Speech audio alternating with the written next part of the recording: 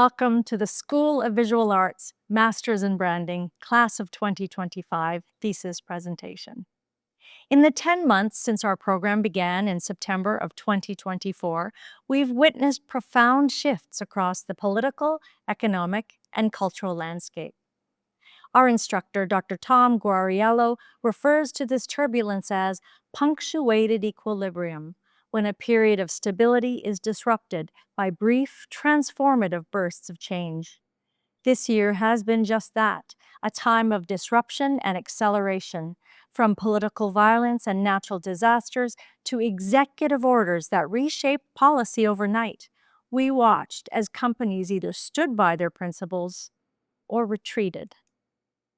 Not so long ago, being purpose-led and championing diversity, equity, and inclusion was considered a brand's highest calling. Today, they are increasingly seen as liabilities. The cultural and economic landscape is shifting at a whiplash pace, with brands under pressure to respond with speed, clarity, and conviction. Any stand taken now is open to criticism. Consumers will punish brands both for taking a stand and for failing to. Amid this volatility, our 2025 cohort, a group of 13 students aged 24 to 57 from places as varied as Ohio, Oklahoma, Texas, Mumbai, Seattle, Oregon, Los Angeles, New York, and Calgary, had front row seats to cultural punctuated equilibrium in real time.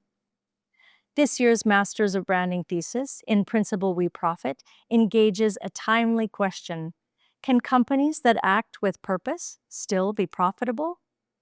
Guided by some of the world's foremost branding professionals, we were charged with creating brave and dazzling original ideas for 3 legacy brands deeply embedded in American culture: Sesame Street, the New York Times, and Target Corporation.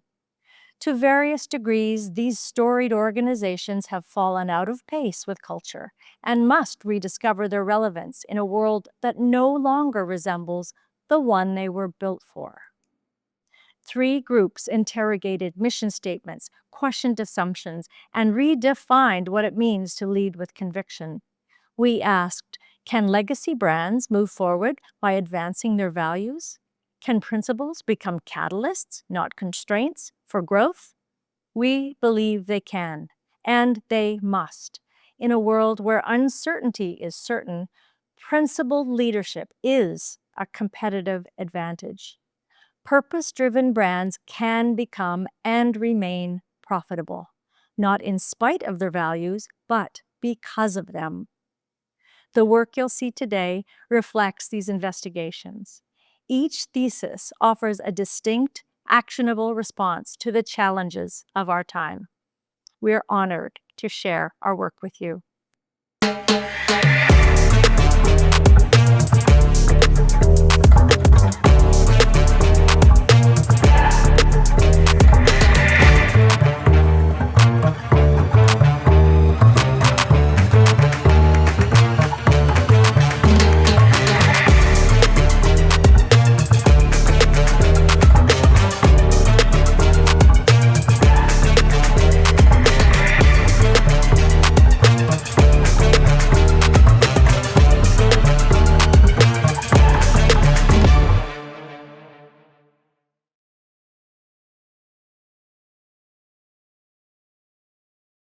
Trust. Trust is choosing to make something important to you vulnerable to the actions of someone else. This choice is shaped by external systems, personal histories, and the perceived stakes of the situation. What's important can range from the fundamental needs like safety and dignity to higher-level pursuits such as identity or meaning. This act of entrusting something to another person requires vulnerability, because relying on others exposes oneself to risk. Sharing a revealing secret, telling a friend the hard truth, depending on someone in a time of need. These moments feel personal, but they reflect something structural. Trust is not just a feeling, it is a decision. What behaviors does one need to display in order to be trusted? Scholars argue that humans build trust through 3 core behaviors: by consistently following through on promises, proving yourself to be dependable and accountable, by acting with integrity in accordance with your stated values, especially in moments of pressure or adversity, and by demonstrating care through acts of kindness, empathy, and support. Trust is the space where all of these conditions converge. It is not declared, it is demonstrated and cultivated through a pattern of actions over time. Sociologists view trust as a form of social capital, a foundation for cooperation and shared confidence vital to the organization of healthy societies. The structural foundation for cooperation has taken different forms throughout human history.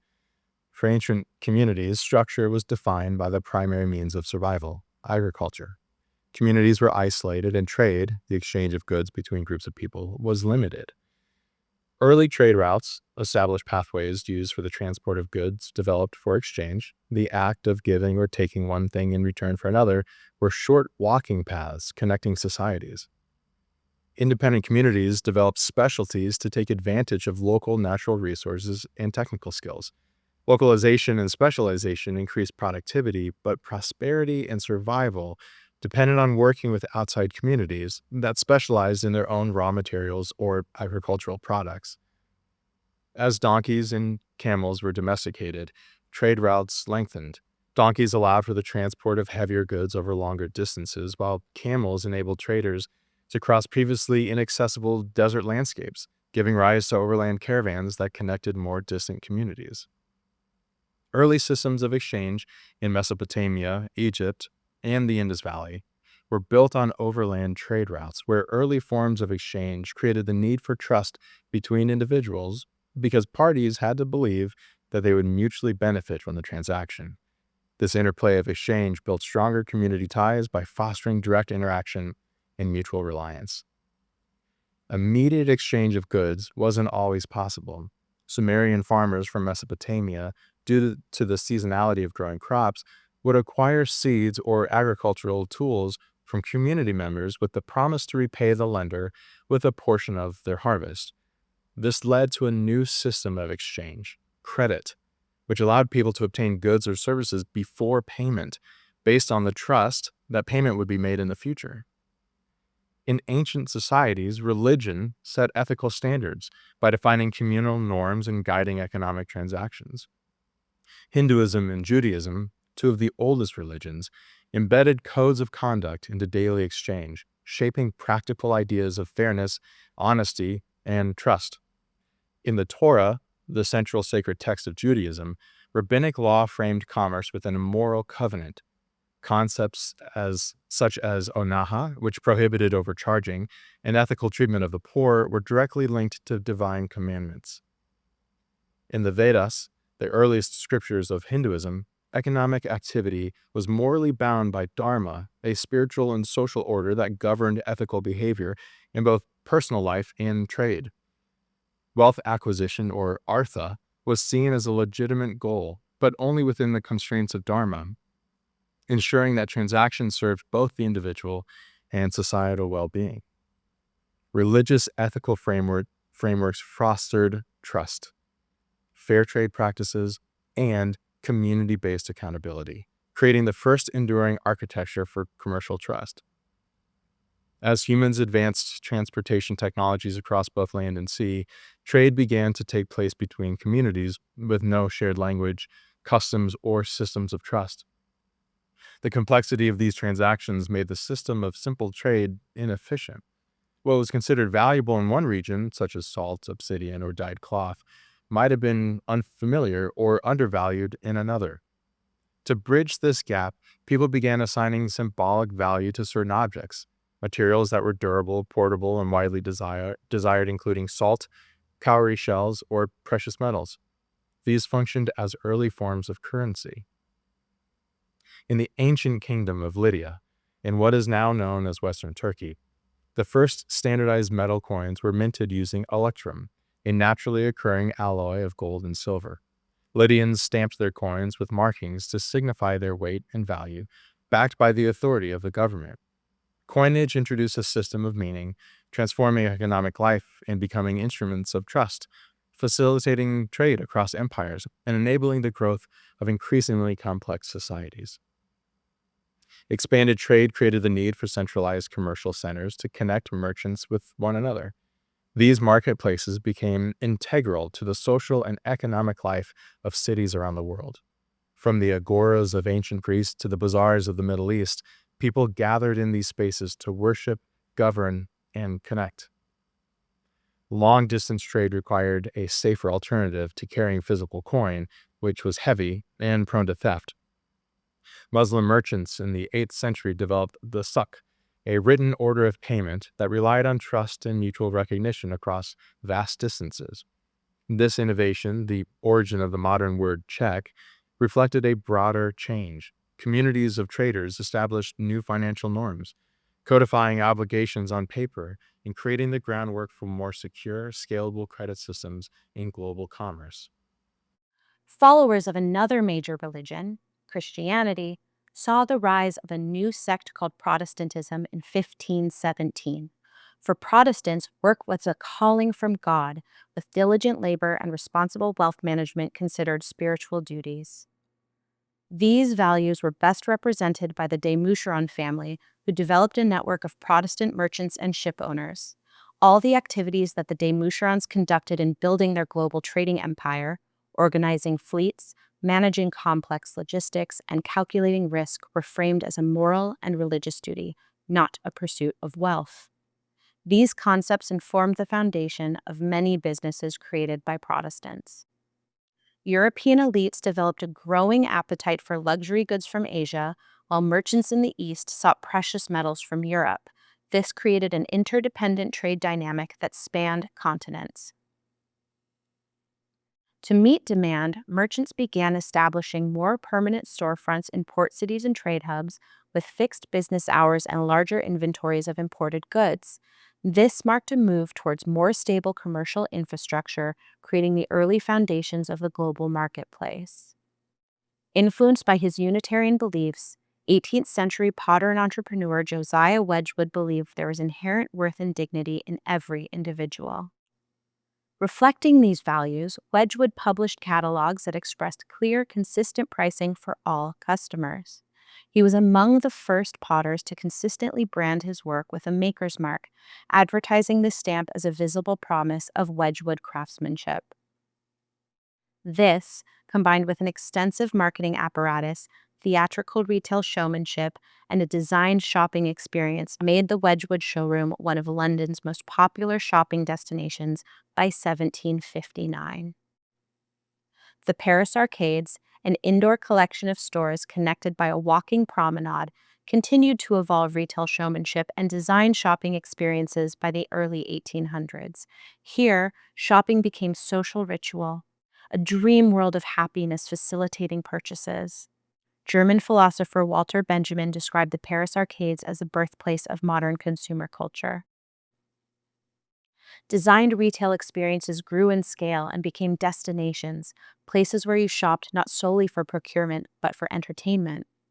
Aristide Boucicaut recognized a gap in the marketplace for a retailer that offered a wide range of products to consumers, where people could also wander the store and peruse the wares. He launched Le Bon Marché in Paris, the world's first department store, where one large store was divided into distinct departments and offered a wide inventory of merchandise for sale. During the Gilded Age, Minneapolis, Minnesota became an industrial powerhouse and critical railroad hub. Its population skyrocketed from just under 50,000 people in 1880 to nearly 5 times that by 1900.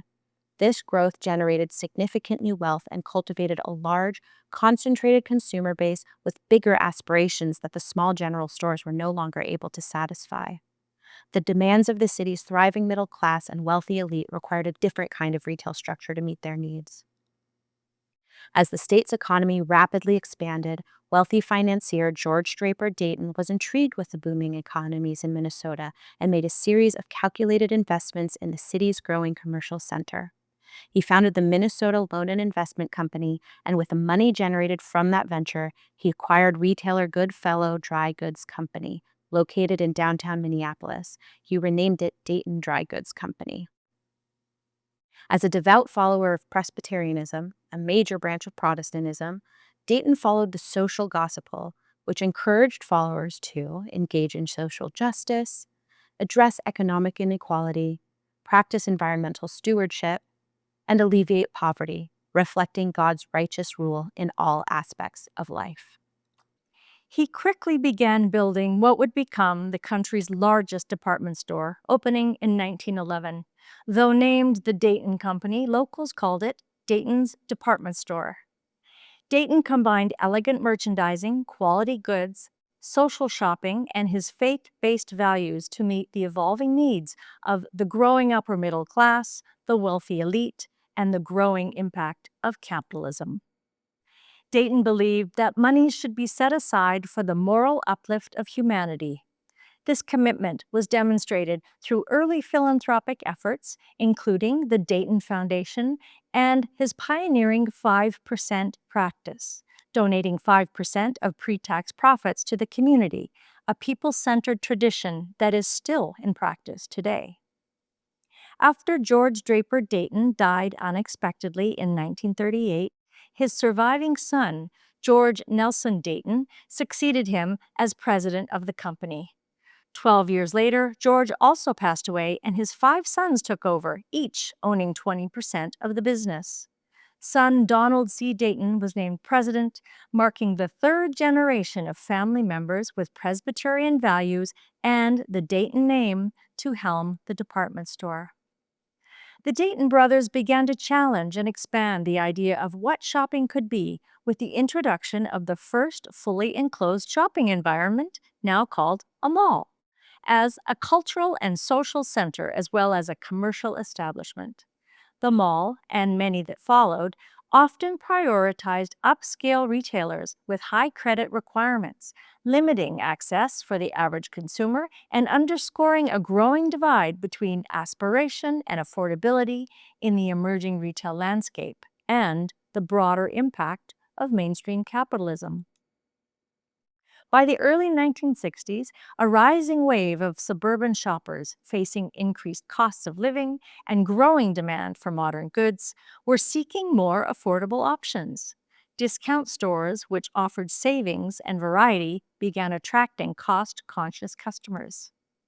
A large part of the business model, in addition to selling national brands at a less expensive cost, was to have lines of products created and owned by the retailer for exclusive sale in its own stores. These were referred to as private label brands. Private label brands are often more affordable for consumers because they bypass many of the costs associated with national labels, such as slotting fees, large-scale advertising campaigns, third-party distribution, and wholesale markups. They typically had lackluster presentation and packaging. By selling private label goods in their own retail ecosystem, companies streamline operations and reduce or eliminate marketing spend. The result? Cost savings that can strategically benefit the shopper. While saving consumers money by selling at less expensive prices, discount stores often sacrificed experience. Crowded aisles, poor lighting, and impersonal service created a retail environment that felt transactional, stigmatized, and uninspiring. National brands entering the discount space began to normalize value shopping and altered consumer expectations. The Dayton brothers reimagined what discount retail could be by identifying white space in the market, giving them the opportunity to connect with a wider range of consumers. The Dayton brothers launched Target, the world's first upscale discount store, in Roseville, Minnesota in 1962. It was a retail concept that upheld their foundational Dayton values of quality service and community responsibility.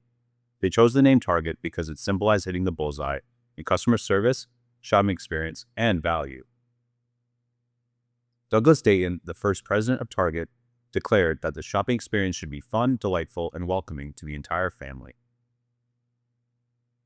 Target combined the characteristics of other discount retailers, a combination of less expensive national brands and private label brands, but the quality of upscale store experiences, including enhanced displays and lighting for a more inviting atmosphere. The launch of Target transformed discount retail by making good design and value accessible, without compromising dignity, experience, and, as Douglas Dayton stated, fun. Early on, customers started to refer to Target with the fancy French accent-inspired nickname Target. The nickname, according to Target's own press releases, alludes to a certain European sophistication. Douglas Dayton stated, "We surprised them because they had such low expectations for a discount store." Within 4 years, Target's sales had exceeded $60 million, approximately $600 million today adjusted for inflation, as expanded beyond Minnesota with the opening of 2 new stores in Denver, Colorado. In order to obtain the necessary funds to significantly grow its retail concepts beyond its regional base, the Dayton family made the strategic decision to go public in the late 1960s. They realized that the Dayton Company name was too closely associated with their department store, and the company needed to present itself to investors as a diversified, modern, and forward-looking enterprise. Signaling a shift from the family-run company, the newly renamed Dayton Corporation officially went public with an initial public offering in 1967 that valued the company at an estimated $96 million, roughly $923 million adjusted for inflation. 2 years later, the Dayton Corporation absorbed another regional department store chain, the privately owned J.L. Hudson, forming a new company. The Dayton Hudson Corporation was designed to pool their resources and to generate the financial power needed to grow the new Target brand nationwide. In addition to raising capital, the IPO's creation of publicly traded stock for the Dayton Corporation became a critical tool to finance large-scale acquisitions. The merger was structured as a stock swap, a move made significantly more straightforward and attractive with Dayton's new public status. This allowed the Hudson family to exchange their private shares for shares in a larger, more liquid public company. As Target stores were growing in number and increasing in scale, the speed to market resulted in a lack of consistent operational practices, making it difficult to maintain the atmosphere, standards, and efficiency. Target reported its first increase in profits during these years. CEO Bruce Dayton, who succeeded his brother Donald in 1969, acknowledged they had expanded too far, too fast, without adequate research. While the external economic recession was a major factor in the severity of the crisis, the primary cause was the internal strategic misstep of overexpansion. Stephen A. Pissner had transformed a struggling electronics company into a successful chain, which he sold to Dayton Hudson in 1973, earning the reputation of a turnaround specialist. Bruce Dayton recognized he needed a leader with a disciplined management style to help Target course correct, and turned to Pissner to implement a more focused management approach. Pissner initiated a back-to-the-basics strategy, focusing on store quality and consistency over expansion. He believed in finding solutions at the ground level and introduced Target's first employee survey to gain on-the-ground insights. Pissner used the insights gained from his extensive conversations with employees to inform the creation of Target's Guide for Growth. The Guides for Growth was a document that outlined standards for every Target location. Much of its content aligns with general retail best practices, from the company's specialized offerings to the promises it made to its customers. The last principle is one Target has emphasized throughout the years. This principle is deeply rooted in Dayton's original Presbyterian values. Target is people, a multidimensional statement signifying Target's focus on connection with a wide range of stakeholders. In the 1970s, Target is people meant several things: building Target's first wheelchair-accessible store, their first employee experience survey, and celebrating America's very first Earth Day by giving out small trees to their customers, all actions that extended the social gospel's values George Draper Dayton had built into the foundation of his business.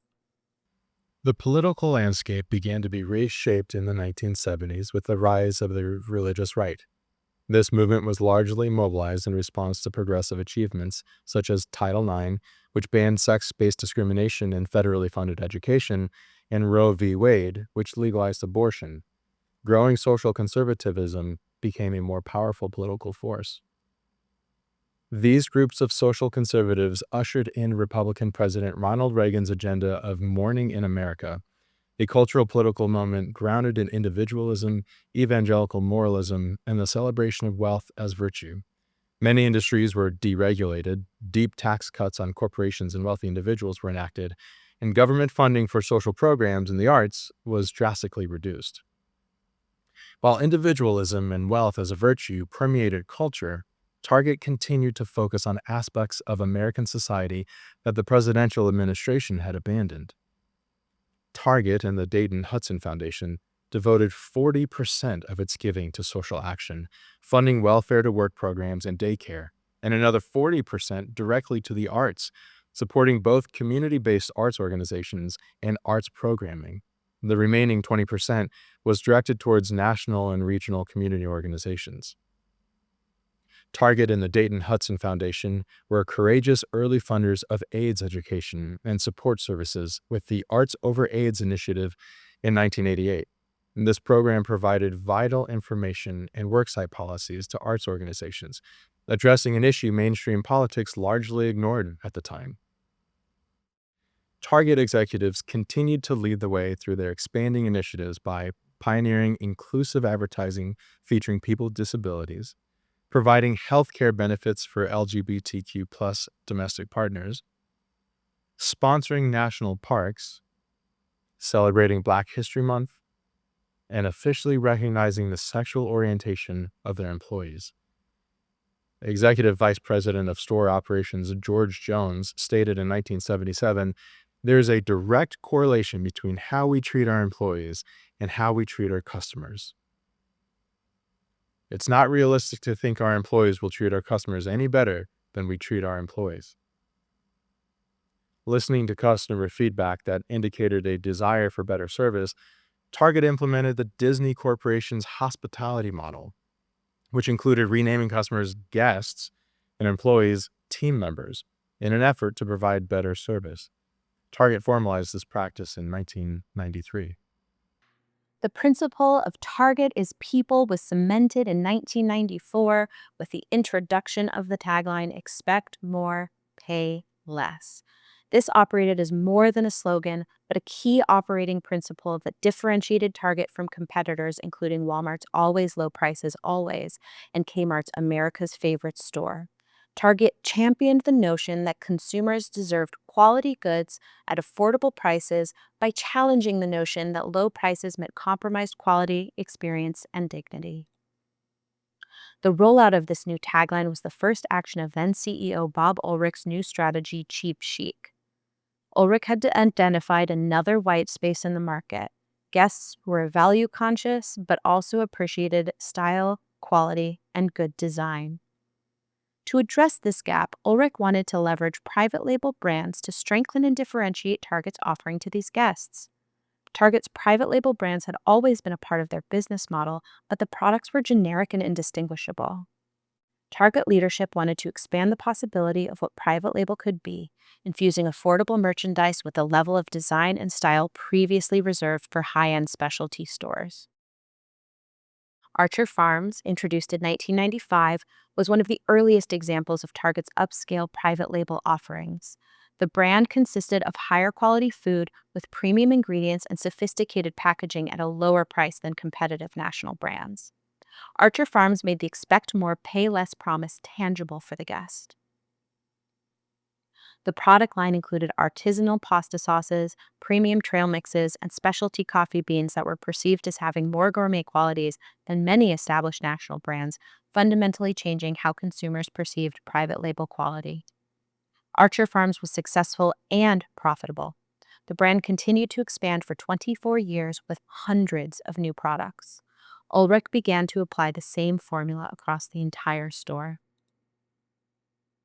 Ulrich and Target's VP of Merchandising, Ron Johnson, first met architect Michael Graves in 1997 when Graves was hired to design the scaffolding for a multi-year restoration of the Washington Monument in Washington, D.C., where Target was the lead sponsor. A renowned postmodernist architect who designed over 350 buildings and numerous luxury household objects, Graves became open to a partnership with Target when both he and Johnson realized they shared the same belief. Good design should be affordable and accessible to all. In 1999, Graves partnered with Target to launch an affordable line featuring his signature postmodern designs through the use of mass production, the first collection of what now became known as the Design for All initiative. In her reaction to the collection, Architectural Digest Paige Rents noted, "The barriers are breaking. It's starting to be a very exciting time in design again." Over the course of their 15-year partnership, Michael Graves and Target sold more than 2,000 original exclusive products across 20 categories. Design for All revolutionized the field. It was a radical declaration, became a symbol of progress across industries and into culture at large. Suddenly, everyone was talking about aesthetics, usability, and form. Brands were competing by rethinking their products, packaging, and customer experiences. Executives were hiring creative leaders, and design teams gained unprecedented influence in the C-suite. The impact was clear. It was a turning point in the discipline itself. Procter & Gamble and Johnson & Johnson began integrating design thinking into their leadership structures, signaling that Target's influence had rippled far beyond retail. In the early 2000s, P&G appointed Claudia Kochka as the VP of Design Innovation and Strategy, while J&J hired Chris Hacker as Chief Design Officer. Design was recognized as more than a decoration. It was embraced as a strategic business tool. Design for All collaborations included more than 90 designers over 20 years, some of the most well-respected names in design, from Philippe Starck and Isaac Mizrahi to Missoni and Mary Mecco. Target never officially ended the program, but there have been no new collections since 2019. By the late 1990s, Target was generating over 75% of the corporation's total revenue and profits. The Dayton-Hudson name represented the past, whereas Target's vibrant bullseye represented the present and the future. It was the passing of the torch from the gilded, carpeted aisles of the department store to the bright, polished floors of the design-forward discounter.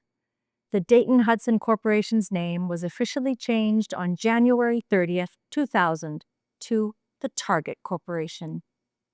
Going into the 21st century, Target continued to act upon their people-centric values with more wide-ranging initiatives. They created adaptive products. They expanded their support of the LGBTQ+ community.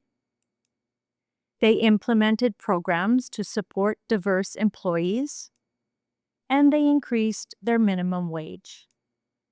Target's growth continued to be consistent throughout the 2000s. One exception was the 2008 financial crisis, during which all retailers struggled. In the early 2010s, guests created another term of endearment for Target, this time one that described the act of going on a shopping trip to Target, dubbed the Target Run. Guests defined the Target Run as a planned quick trip for a few necessities that inevitably transformed into a fun journey of discovery. This experience was so universal and relatable that the Target Run became a shared cultural shorthand for this specific form of retail therapy. And the term became so popular among guests that eventually Target adopted it into its own marketing material. During the same period, a pivotal legal battle was unfolding that would change the fabric of the nation.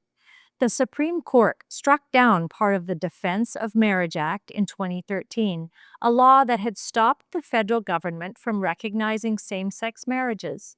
While this didn't make gay marriage legal across the country, it opened the door for more court cases challenging state bans. After launching a limited run of t-shirts in partnership with the Family Equality Council in 2012, Target strengthened its support for marriage equality in 2014 by signing an amicus brief opposing the same-sex marriage bans in Wisconsin and Indiana. Target joined Apple, Intel, and Starbucks, aligning itself with a growing wave of corporate advocacy for LGBTQ+ rights. Target's Executive Vice President and Chief Human Resources Officer, Jody Kozlak, said in a public statement that it is our belief that everyone should be treated equally under the law, and that includes rights we believe individuals should have related to marriage. Target leadership solidified this commitment by signing on in support of the Equality Act, an amendment to the Civil Rights Act of 1964 that included sexual orientation and gender identity. This was the same year Target leadership decided to prominently support Pride merchandise every June. In the wake of Americans' increasing acceptance of gay rights, conservative lawmakers began to single out transgender rights.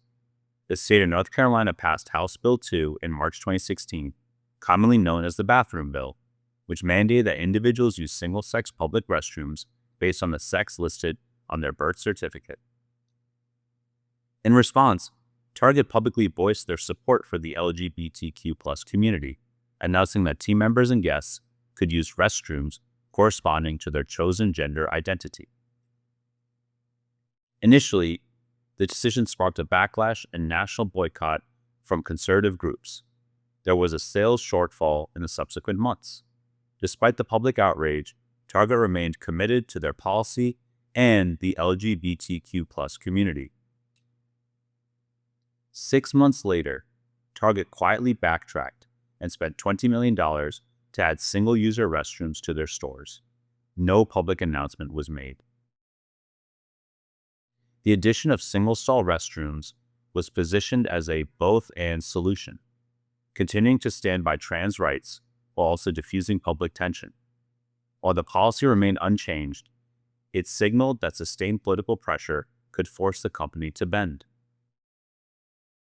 Media outlets were quick to cite the conservative backlash as the reason for Target's slight decline in financial performance in the following fiscal year.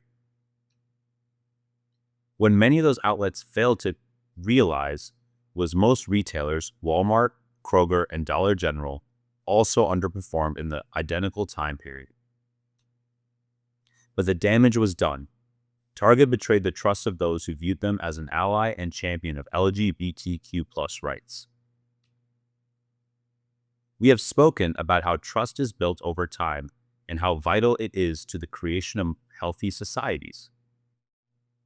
But how is trust broken?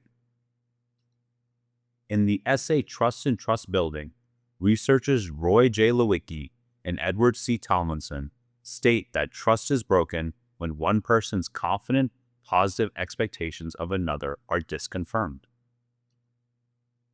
One of the most significant contributions to the frameworks of trust from a 1994 issue of the Harvard Business Review distinguishes between two primary types of trust failures for brands. Competence failure, when a brand fails to deliver on the functional promises of its product or service, and integrity failure, a far more severe type of trust violation, when a brand is perceived as acting unethically, deceptively, or in direct opposition to its stated values and the values of its customers. Target's decision to compromise the rights of the transgender community was the first in a series of integrity failures. When financial analysts later examined the collective retail downturn, they determined the decrease in earnings was due to the burgeoning dominance of online retailer Amazon. As a much more refined logistics operation without the overhead cost of brick-and-mortar locations, Amazon was able to offer lower prices than retailers. The rise of Amazon reflected the changing preferences of consumers. In order to be more competitive, Target executives implemented a new modernization plan that was outlined in a 54-page rollout guide, a move leadership titled Culture of Efficiency. This plan eliminated overnight and backroom shifts, implemented a detailed backroom supersort process, and collapsed roles so team members were responsible for both stocking and guest service, with the intention of streamlining operations and improving consistency across stores. Individual stores became physical distribution hubs, and Target invested in order pickup and drive-up services. These initiatives motivated Target to acquire same-day grocery delivery service Shipt in 2017, rapidly scaling Target's ability to offer same-day delivery services, a similar value proposition to Amazon's same-day delivery. In 2020, the COVID-19 virus unleashed a global pandemic that triggered a sudden, unprecedented standstill in public and commercial life. Across America, states issued sweeping stay-at-home orders, transforming bustling streets into ghost towns. Homes became the sanctuary for the virus, leaving countless businesses that relied on physical foot traffic to struggle financially. These unexpected market conditions allowed the modernization investments Target had made flourish. This provided unforeseen opportunities for Target in a pandemic-era America, a trusted name in retail, providing the services that allowed people to stay safely within their cars and homes. In 2020, company sales grew by more than $15 billion, which is greater than its cumulative sales growth over the prior 11 years combined. They gained market share across all 5 of its core merchandising categories. Same-day services, including order pickup, drive up, and shipped, grew by 235% year over year. During this time, expect more, pay less, which had long served as both Target's tagline and brand mission, was repositioned to be their tagline only. A new brand mission was introduced to help all families discover the joy of everyday life.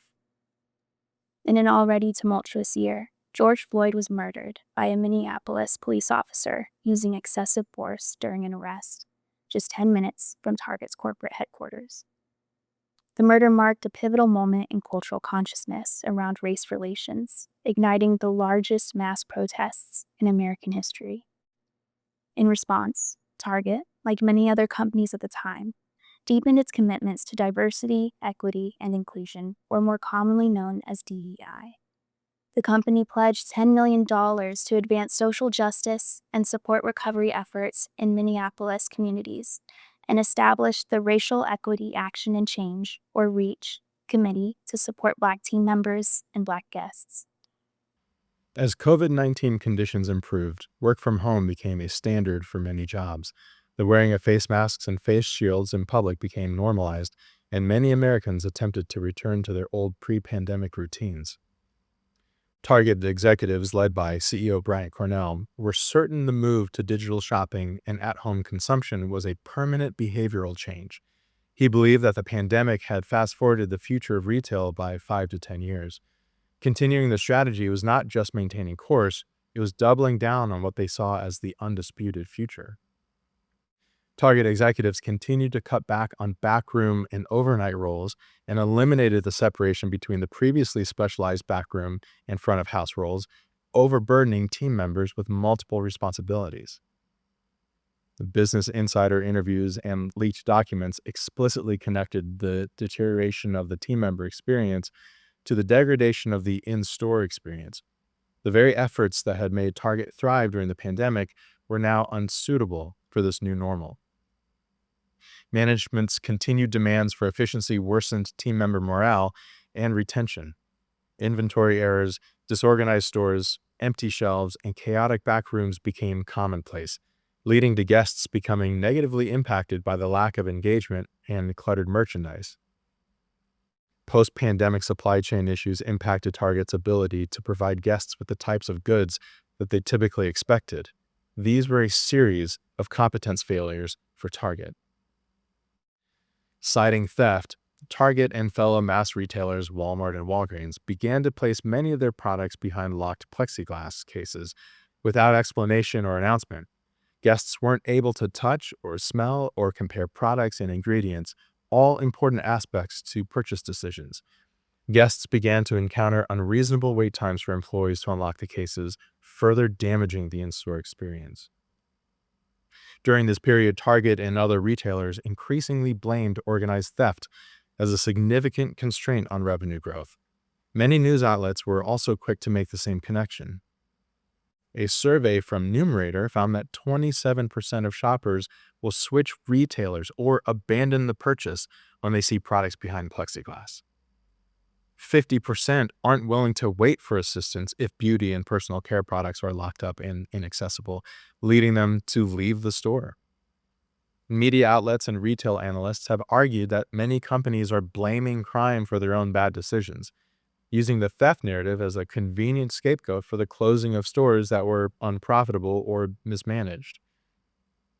Walgreens CEO later admitted retailers cried too much about security needs, And the National Retail Federation, soon after claiming that organized retail crime drove nearly half of all inventory losses in 2021, quickly retracted that statement due to inaccuracy.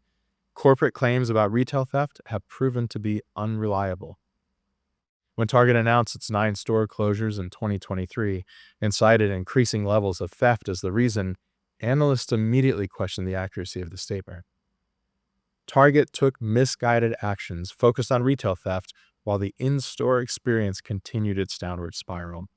Socharita Kodali, principal analyst at Forrester, stated, "The stores are disorganized, product is never where it's supposed to be, and I've seen expired product on shelves, which is the worst thing you can do as a retailer, and there's no one you can even complain to." The Target run magic that had been so integral to Target's success was decimated. In 2023, Target's annual Pride merchandise became an unexpectedly large flashpoint for controversy amid a growing wave of anti-LGBTQ+ rhetoric from conservative groups.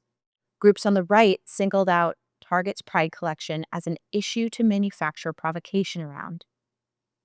Target instructed their team members to move merchandise displays to less visible parts of the store, and many items were removed from the floor completely. A Target insider told Fox News, "We were given 36 hours, told to take all of our Pride stuff, the entire section, and move it to a section that's a third of the size. From the front of the store to the back of the store, you can't have anything on mannequins and no large signage." In public statements, Target said team members were threatened, and multiple inter-confrontations between guests and team members turned physical. 8 years prior, Target's leadership yielded to similar pressures in order to appease anti-LGBTQ+ boycotts from conservatives, a clear capitulation to those seeking to marginalize LGBTQ+ individuals under the guise of protecting children. But, unlike the quieter concessions of the past, the events of 2023 were unmistakable and public. The act was perceived as a betrayal. This highly visible retreat broke the trust Target had spent over 3 decades building with LGBTQ+ communities, allies, and team members, leading to swift criticism from LGBTQ+ advocates and guests. Kelly Robinson, president of the Human Rights Campaign, stated, "Target should put the products back on the shelves and ensure their Pride displays are visible on the floors, not pushed into the proverbial closet. That's what the bullies want." The outrage around the Pride controversy from both sides of the political spectrum dealt the final blow to Target's period of financial growth. Eroded trust erased the momentum of the pandemic years, and sales began to decline. The stock price began a downward trajectory that is still ongoing. In November 2024, Donald Trump was re-elected president. Trump's administration returned more organized and ideologically aligned. The administration's policies dismantled civil rights protections, environmental protections, and corporate diversity initiatives, often at the expense of marginalized communities and democratic norms. In the wake of Trump's victory, Target quickly donated $1 million to Trump's inauguration fund. This was the first time in Target's 63-year history that they had ever donated to a presidential inauguration. Other major corporations, whose leadership previously criticized Trump and his administration's policies during his first term, donated as well, including Amazon, Goldman Sachs, and Apple. With a single donation, Target aligned itself with an administration actively working to dismantle the rights of the communities it once championed. They abandoned their legacy and shattered trust, signaling that their long-standing principles were not only negotiable, but were for sale. For many of Target's loyal guests, this donation was the final straw. Decades of goodwill and moral alignment were obliterated in a single act of corporate complicity. Shortly after his inauguration, Trump signed Executive Order 14173, which aimed to significantly dismantle DEI initiatives. He directed federal agencies to compile lists of companies whose DEI programs could be targeted for potential enforcement actions by the Department of Justice. a move intended to scrutinize what they called illegal private sector DEI preferences, mandates, policies, programs, and activities. Target's leadership fell in line and dismantled the very DEI initiatives it had once championed 5 years earlier in the wake of George Floyd's murder. Target ended their multi-year DEI goals for hiring and promoting more women and racial minorities. They concluded the REACH program, they ended participation in external surveys, and they renamed the internal supplier diversity team to Supplier Engagement. Bruce Dayton's daughters, Anne and Lucy, were so dismayed by Target's actions that they published an open letter in both the Financial Times and the Los Angeles Times stating, "We are alarmed how quickly the business community has given in to the current administration's retaliatory threats. It is not illegal for a company to create a business model based on what it believes to be important ethical and business standards. By cowering, Target and others are undermining the very principles that have made their companies a success." Customers became outraged, resulting in boycotts across the country. Black faith leaders, led by Pastor Jamal Bryant and Reverend Al Sharpton, called on members of their congregations to protest Target during Lent, a 40-day Christian observance where followers are meant to give something up that is important to them. The result: Target experienced an accelerating 8-week decline in customer foot traffic, culminating in a 5.7 year-over-year drop by mid-March, a loss of approximately 1.6 million shoppers in a single week, along with a 2.3 year-over-year decline in revenue, resulting in a loss of $12.4 billion in market value. In the wake of this decline, current Target CEO Brian Cornell sent an email to team members, which was leaked to numerous press outlets. Cornell referred to Q1 2025 as a tough few months and admitted that silence from us has created uncertainty. It's not just a tough few months. Target has dismantled the in-store experience, undermined team members' well-being, betrayed guest trust, backtracked on LGBTQ+ support, and abandoned commitments to racial equality. Over the last 10 years, Target has steadily abandoned their long-standing principles, undermining the very promises that define their core positioning and relationships with guests, team members, and shareholders. In 1977, Pistner's Guides for Growth stated Target is people. For nearly 50 years, this was their most important principle. In the last 10 years, they have dismantled their principles. Target is people is no longer true. The leadership at Target is now at a crossroads. Continue the degradation of the principles that have defined the brand for over 60 years, or embrace this opportunity to redefine their people-centric promise. After a betrayal, can trust be rebuilt? Leadership coach and author Charles Feltman says, rebuilding trust begins with acknowledging the violation, without denial, without minimization. And from there, it's not restored in a moment, but must be earned through a reliable and consistent pattern of behavior over time. How can Target begin to repair the deep wounds that have been created by their dismantling of their own principles?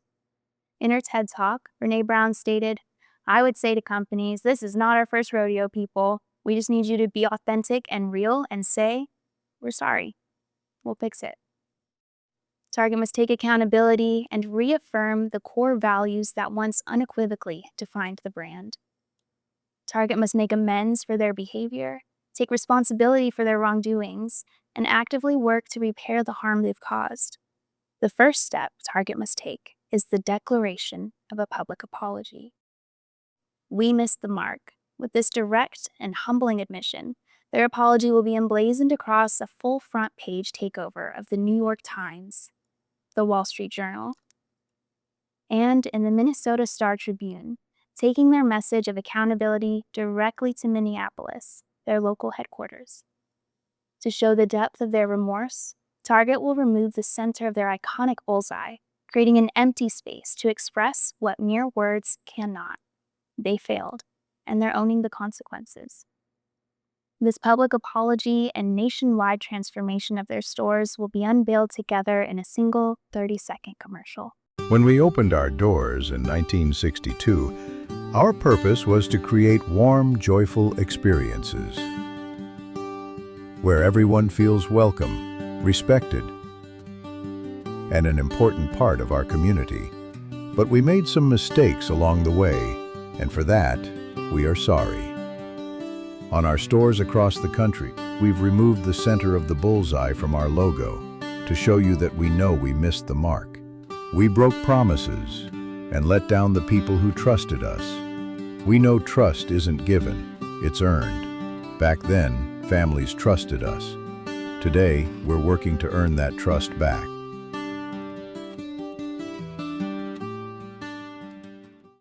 Miss the Mark will direct guests to target.com/missthemark to read the full apology and learn about the steps Target is taking to rebuild trust. Target's strategic response must also contend with a highly competitive retail landscape. In the luxury retail market, refined experiences are delivered through exceptional product quality and personalized attentive service. Both must be aligned with their premium pricing. Mass market counterparts pursue value and convenience, offering quality products with a simpler approach to service. Discount retailers prioritize affordability and convenience and provide straightforward self-service experiences. No brand occupies the white space in the upper left quadrant, where genuine emotional resonance meets affordability, where customers feel valued and welcome, but don't have to sacrifice affordability or convenience.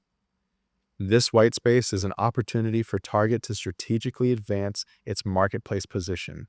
This evolution will allow Target to own a category built with a human-centric foundation, hospitality retail. A new kind of shopping that blends the warmth and attentiveness of hospitality with the functionality of retail, where every part of the experience, from stores to digital to products, is designed with human needs in mind. There is a precedent for this strategic move.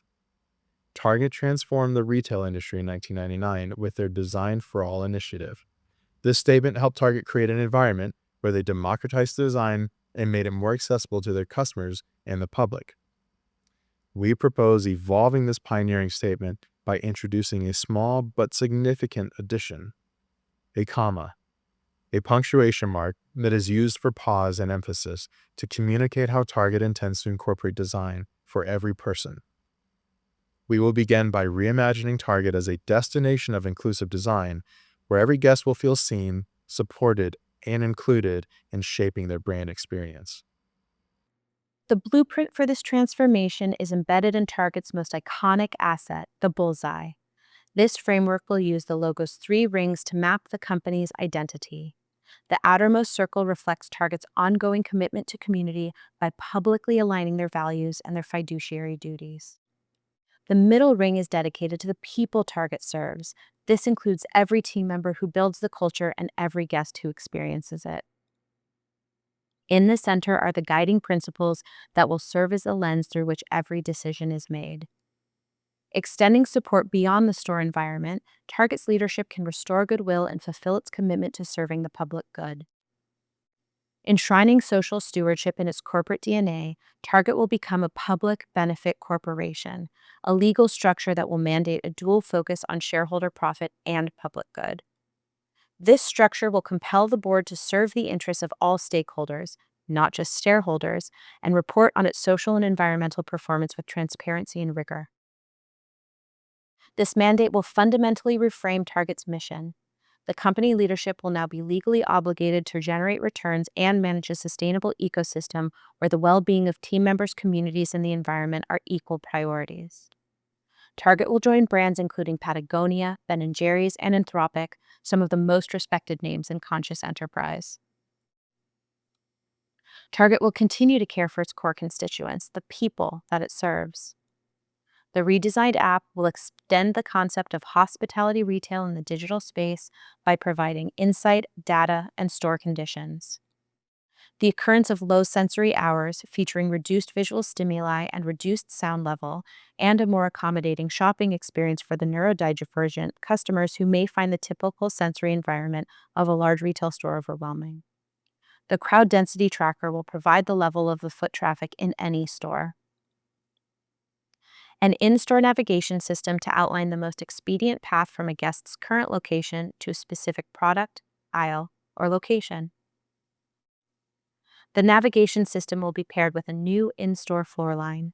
This will be designed as a multicolored wayfinding system to communicate both the visual representation of Target's values and a functional navigational tool.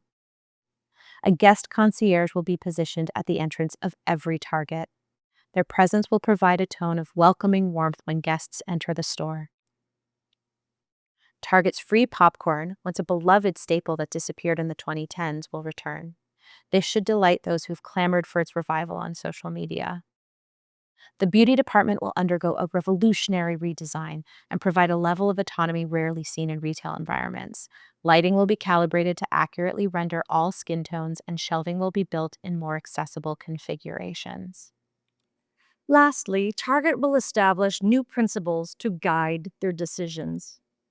Commerce with a Conscience will hold all of Target's owned brands to clear standards for fair labor practices and environmental sustainability.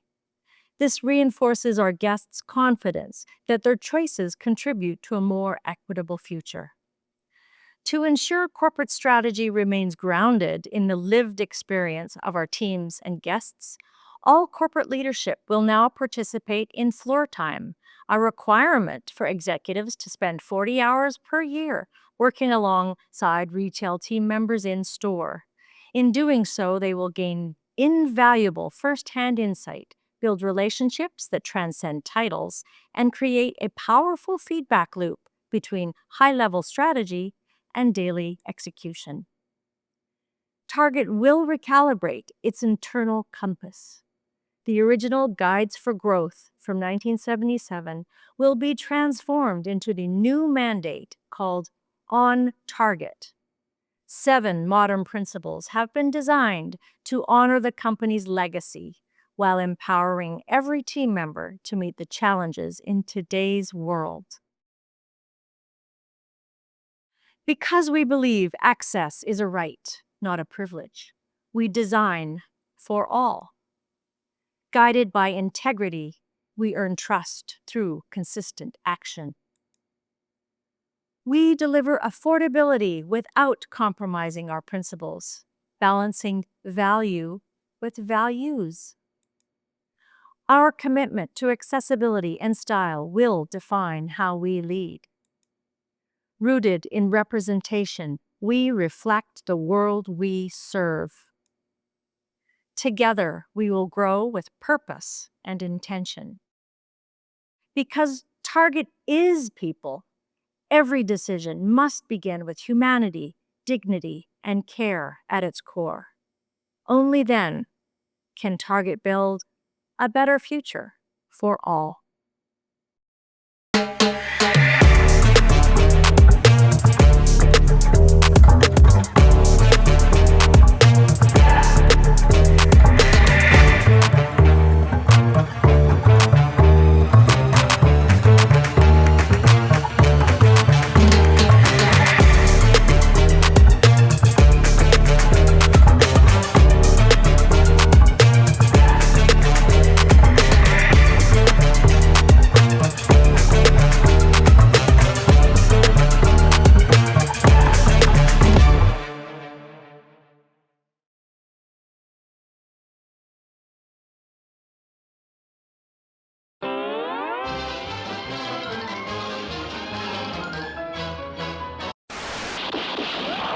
Rifleman.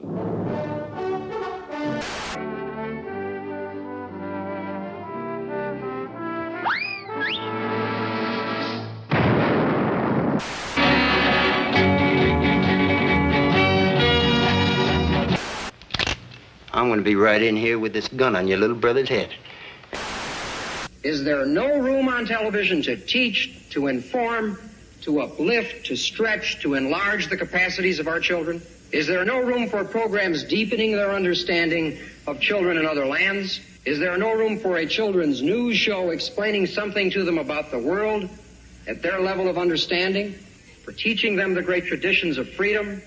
There are some fine children's shows, but they are drowned out in the massive doses of cartoons, violence, and more violence. Must these be your trademarks? On May 9, 1961, Federal Communications Commission Chairman Newton Minow delivered what would become known as his Vast Wasteland speech.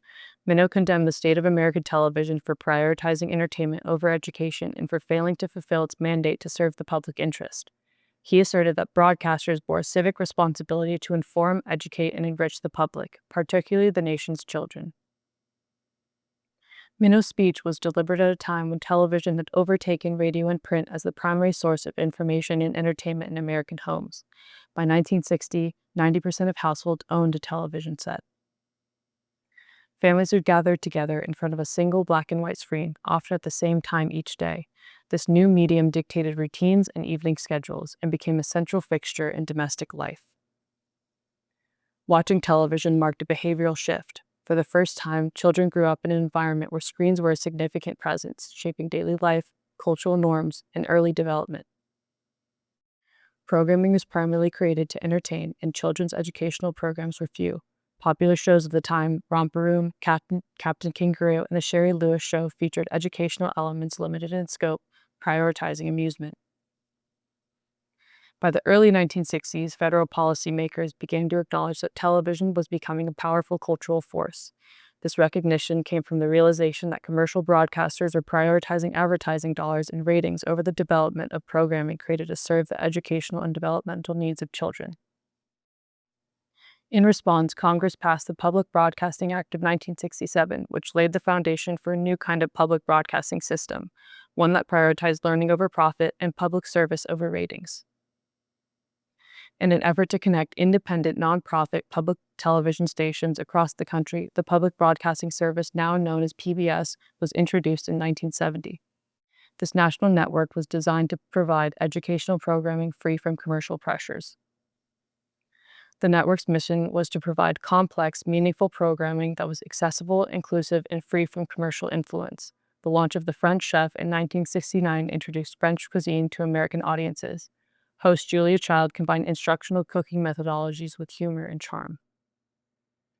One of the most pioneering voices in the history of children's television was Fred Rogers. He created Mr. Rogers' Neighborhood in 1968 with a calm, deliberate style that stood in stark contrast to other programming.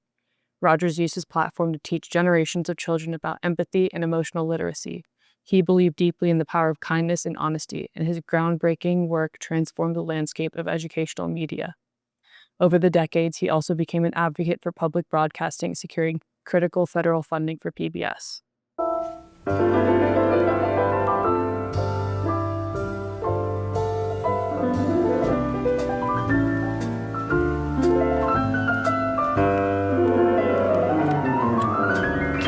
It's a beautiful day in this neighborhood, a beautiful day for a neighbor. Would you be mine? Could you be mine? Fred Rogers paved the way for another important children's program for PBS, a new show designed to meet the educational needs of children with an approach unlike anything that had come before. The show would address a widening educational gap reported by The Atlantic magazine in 1969, which revealed that nearly 12 million young people between the ages of 3 and 5 did not attend any form of school. According to the Nielsen Television Index, in 1971, preschoolers watched an average of 54 hours of television per week. Reflecting on this finding, the report made a powerful observation. What children perceive, few people really know, and it is all the more alarming to realize that no effort has ever been made in this country to find out. Joan Gans Cooney shared the concern that the educational needs of American children were being ignored. A journalist turned documentary producer, Cooney understood how poverty limited early learning opportunities and believed television could serve as a powerful tool to close that gap. Cooney's previous work in broadcasting had earned her an Emmy Award from the National Academy of Television Arts and Sciences and contributed to the creation of Head Start, a federal program that continues to fund early learning opportunities for low-income children. Throughout Cooney's career, she paid close attention to what children were watching and recognized what was missing. In 1966, Cooney hosted what she described as a little dinner party at her apartment, where she spoke with Lloyd Morissette, a psychologist and vice president at the Carnegie Corporation. Morissette shared Cooney's fascination with television's impact on children. At home, he noticed that his daughter had memorized numerous beer commercials and television jingles. He began to wonder, if advertising could capture a child's attention so effectively, could the same techniques be used to teach? At the dinner party, Morissette turned to Cooney and asked, "Do you think television could teach young children?" She responded, "I don't know, but I'd like to talk about it." A week after the dinner party, Cooney met with Morissette to discuss funding a study that explored the potential educational uses of television. The study was approved, and Cooney then traveled across the U.S. and Canada interviewing experts in educational, child development, and media. Cooney's research led to a revolutionary idea, a new educational television program grounded in child development theory and tailored specifically for preschool children. The show would be produced by a dedicated, mission-led organization. In 1968, the Children's Television Workshop was introduced as a nonprofit with a simple but revolutionary idea: to harness the power of television to educate young children, particularly those from disadvantaged backgrounds. At this same moment, America was at a tipping point. Across the country, the civil rights movement was in full force, with Black communities and their allies demanding visibility, equity, and change. Concurrently, anti-war protests surged as the Vietnam War entered its 13th year. Many Americans demanded answers, accountability, and systemic change on multiple fronts. Amid this national unrest, CTW's mission became even more urgent. Cooney assembled a team that could authentically reflect the world children were living in. Among CTW's visionary creators was John Stone, a veteran television writer with experience in both children's programming and live-action storytelling. Stone played a central role in shaping the show's identity, overseeing the writing, directing, and creative execution. Stone understood that CTW's content needed a calling card, a novel way to truly connect with children. At Cooney's suggestion, Stone explored the use of puppets as signature characters in the programming. Stone insisted on bringing in Jim Henson, a visionary puppeteer whose signature Muppets, a blend of marionette and puppet, were already capturing the imagination of the public, gaining popularity on late-night TV. Behind the scenes, Harvard psychiatrist Dr. Chester Pierce helped define the show's social mission. Pierce introduced the concept of a hidden curriculum, a commitment to showing a racially integrated cast that modeled respect, tolerance, and kindness in everyday life, with a particular focus on nurturing Black children's self-worth. Together, Cooney, Stone, Henson, Pierce, and the broader CTW team crafted a television show that would transform children's television and culture at large.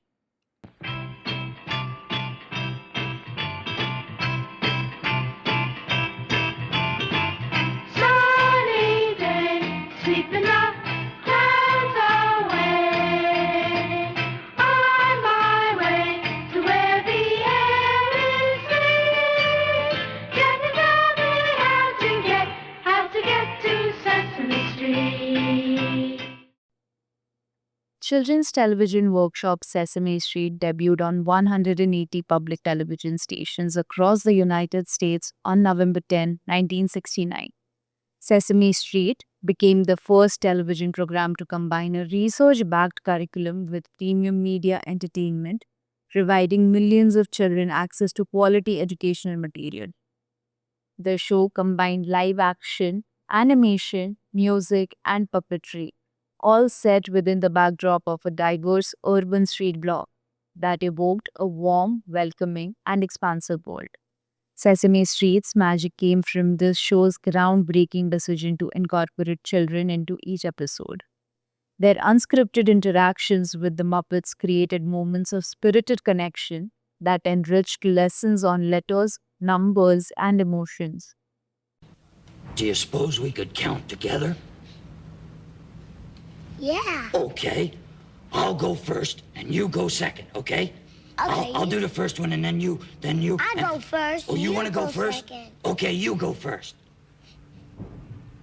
1, 2, 3, 4, 5, 6, 7, 8, 9, 10, 11, 12, 13. The hidden curriculum also shaped the magic of Sesame Street. Cultural leaders and public figures were frequently featured alongside the children and the Muppets. Most notably was Reverend Jesse Jackson, who led children in a recitation of the poem, I Am Somebody. These integrations reflected the show's intention to affirm every child's sense of worth and belonging. My clothes are different. My face is different. My hair is different. But I am. Somebody. Sesame Street was an instant success. Nearly 2 million households tuned in for the show's debut episode. By the end of its first season, the show reached almost 7 million preschool children every day, 5 days a week. This level of viewership was unprecedented for a children's show, particularly one that featured no advertising. In addition to popular viewership, Sesame Street also garnered critical acclaim. The show captivated media critics who had long been skeptical of television's educational value. Writing for Variety, media journalist Les Brown praised the show for answering the long-standing criticisms of the medium.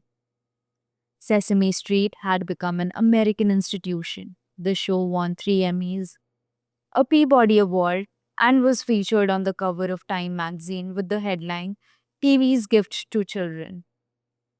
While accolades and headlines indicated strong public interest in Sesame Street, empirical evidence indicated Sesame Street's public impact.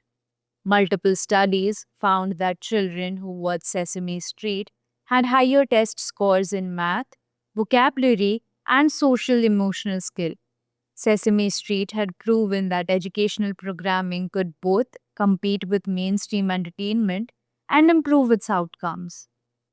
Throughout the 70s, Sesame Street's influence extended beyond the United States. Countries around the world, including Mexico, Germany, and Israel, requested permission to adapt versions of the show that reflected local languages and cultures. Sesame Street's expansion demonstrated a global need for its vision and cemented its status as the definitive leader in children's television.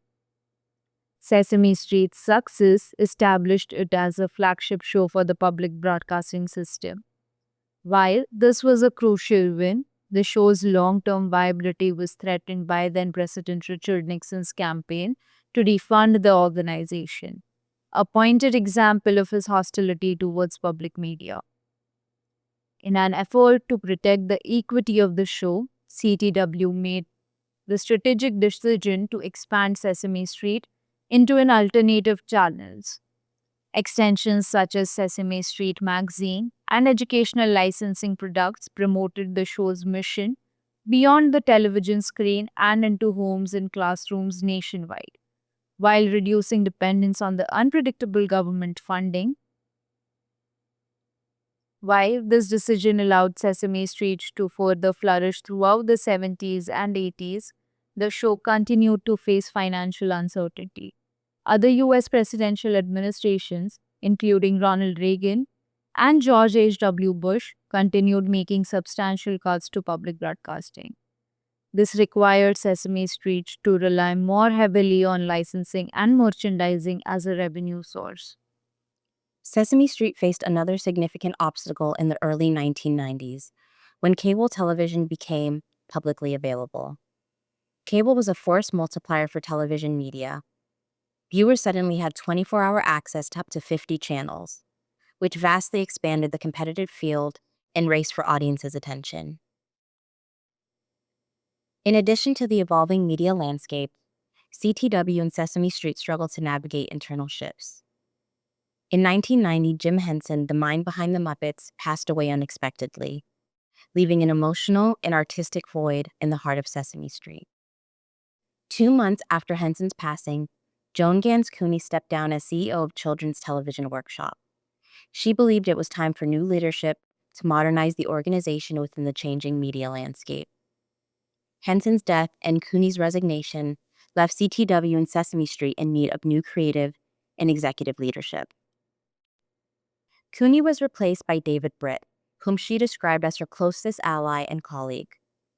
Britt had previously served as CTW's Chief Operating Officer. Where Cooney was renowned for her creative vision, Britt was known for his operational and business expertise. Britt's primary directive was evolving CTW's model, pivoting from mission-first public service model to a hybrid nonprofit commercial model. This shift was designed to help the organization viably respond to funding pressures and upstart competitors.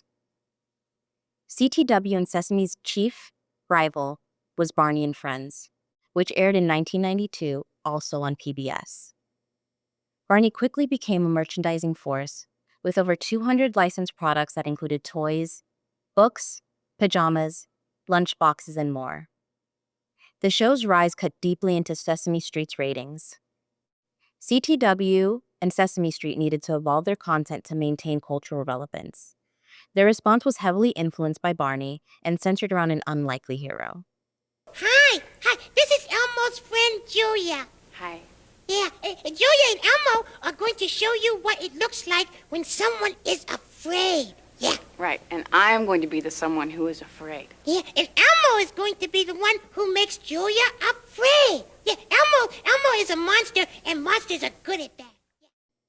Elmo is a red furry Muppet who was originally introduced in the 80s as part of the extended Muppet family.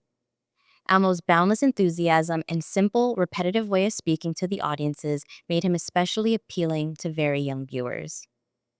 Sesame Street elevated Elmo to be the face of a new strategy that focused specifically on toddlers, providing Sesame Street with strategic and creative differentiation from Barney's preschool-focused content. Some critics, however, viewed Elmo's influence on Sesame Street as a detraction from the show's public service focus and impacted its reach by engaging kids in a more limited age range. Prioritizing Elmo signaled CTW's shift toward a more commercially driven, audience-optimized model. This pivot had broader implications for the organization beyond just content. At the turn of the 21st century, CTW was rebranded to CTW Family Workshop. The change indicated a tension in the organization's aspirations, how to function as a family-focused media company while maintaining its core mission of educating young children. This tension was further evidenced just 1 year later, when the organization also announced a second rebrand in as many years. The change to Sesame Workshop reflected another strategic shift, this time as a global nonprofit. Notably, the repositioning dropped children from the brand name. This marked a turning point in how the organization positioned itself to grow, by attracting donors and partnerships. Shifting to a global nonprofit helped Sesame Workshop expand its impact. By 2001, Sesame Workshop had expanded its reach to over 120 countries through its combination of international distribution, co-productions, and curriculum-based outreach efforts. 30 years after the first episode aired, Sesame Workshop was more than just a producer of educational television. The brand was making meaningful change around the world through educational outreach, humanitarian initiatives, and global partnerships. An example of the brand's larger focus was their work addressing the HIV/AIDS crisis in South Africa. Sesame Workshop partnered with South Africa's Department of Education to introduce a new Muppet, Kami, who helped deliver a new curriculum that educated children on the dangers of the disease. Sesame Workshop could implement these initiatives thanks to the financial support of the robust partnerships network. The Bill and Melinda Gates Foundation, UNICEF, and the MacArthur Foundation were just some of the organizations providing Sesame Workshop with the funding it needed to expand its ability to reach children. In this vein, their repositioning was a success. As Sesame Workshop continued its global expansion, the cultural and media zeitgeist shifted towards another inflection point, one whose cultural impact would rival that of the television. Apple introduced the world to the iPhone on June 29, 2007. The iPhone reimagined the capabilities of handheld devices, transforming cell phones from two-way communication devices into portable digital media hubs. This paradigm shift opened a technological Pandora's box that drastically expanded opportunities for audiences to consume media. Sesame Workshop recognized the significance of this technological shift. In response, the brand partnered with founder and former CEO Joan Gans Cooney to establish an independent research and innovation lab within the organization that would advance positive futures for kids in the evolving digital world. While the introduction of the Cooney Center signaled a focus on the future, its ideas were siloed within the organization, failing to make a broader impact on content strategy. The 2008 economic recession brought unexpected challenges for global industries. Nonprofit organizations like Sesame Workshop felt the acute effects of the economic downturn as donors and corporate sponsors began scaling back their contributions. This created a funding shortfall that made it increasingly difficult for the Sesame Workshop to sustain large-scale initiatives both in the US and globally. Within months of the recession, Sesame Workshop laid off 10% of its staff and began to focus on fewer, more cost-efficient partnerships. These layoffs and a stagnant creative product continued to impact Sesame Workshop in the years following the recession. Amid these struggles, Melvin Ming was appointed CEO, bringing steady and pragmatic leadership to the organization. Ming's predecessor, Gary Nell, had focused on global expansion and increased funding. By contrast, Ming prioritized operational discipline and brand clarity.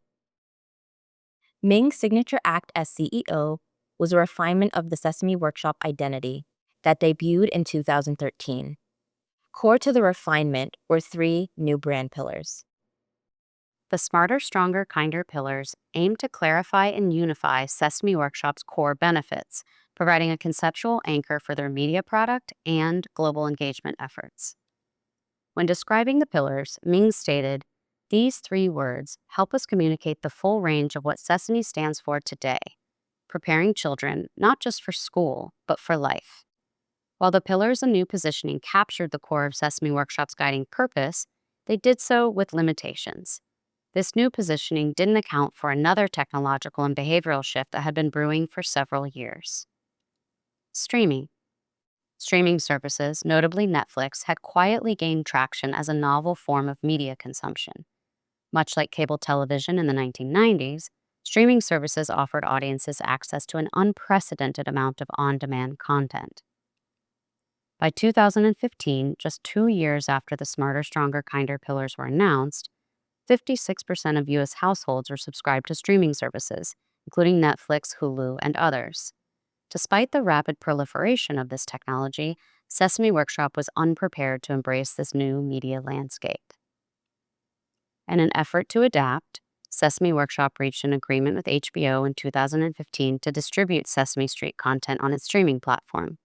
Critically, Sesame Street was still also available on PBS. The 5-year agreement served a dual purpose. For Sesame Workshop, it offered a much-needed financial lifeline, and for HBO, it offered a catalog of trusted children's content. Partnership was a success for Sesame Workshop. In the first year, Sesame Street's ratings were 12% higher, drawing nearly 30% more viewers than the previous season. By 2020, streaming services were ubiquitous. Nearly 80% of U.S. households subscribed to at least one streaming service, and the technology had become an essential tool for media companies like Sesame Workshop to disseminate their content.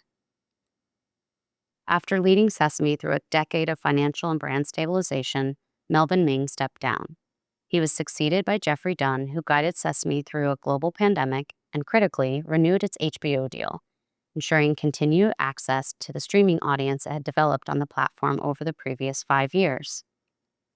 The partnership alleviated Sesame's ongoing struggle to obtain public funding and stayed relevant in the rapidly shifting media landscape. Until 2024. Warner Bros. Discovery underwent a major reorganization and cost-cutting initiative.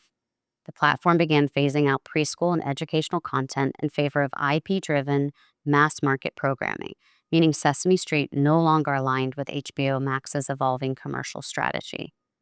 After a 10-year partnership, Sesame Workshop and HBO Max parted ways. The relationship with HBO extended the brand's visibility and drove licensing interest across toys, apparel, and global media. After the partnership, Sesame suffered sharp declines in media distribution and licensing opportunities, and nearly every revenue stream went into decline.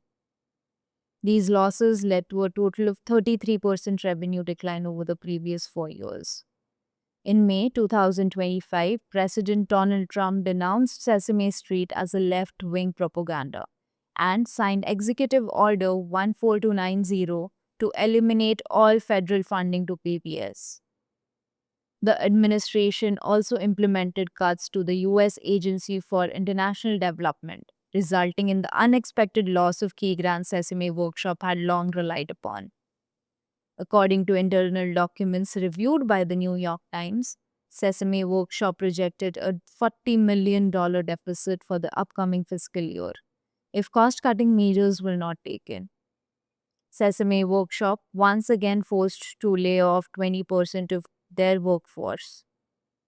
The financial struggles have been intensified by the competitive and fast-changing children's TV landscape.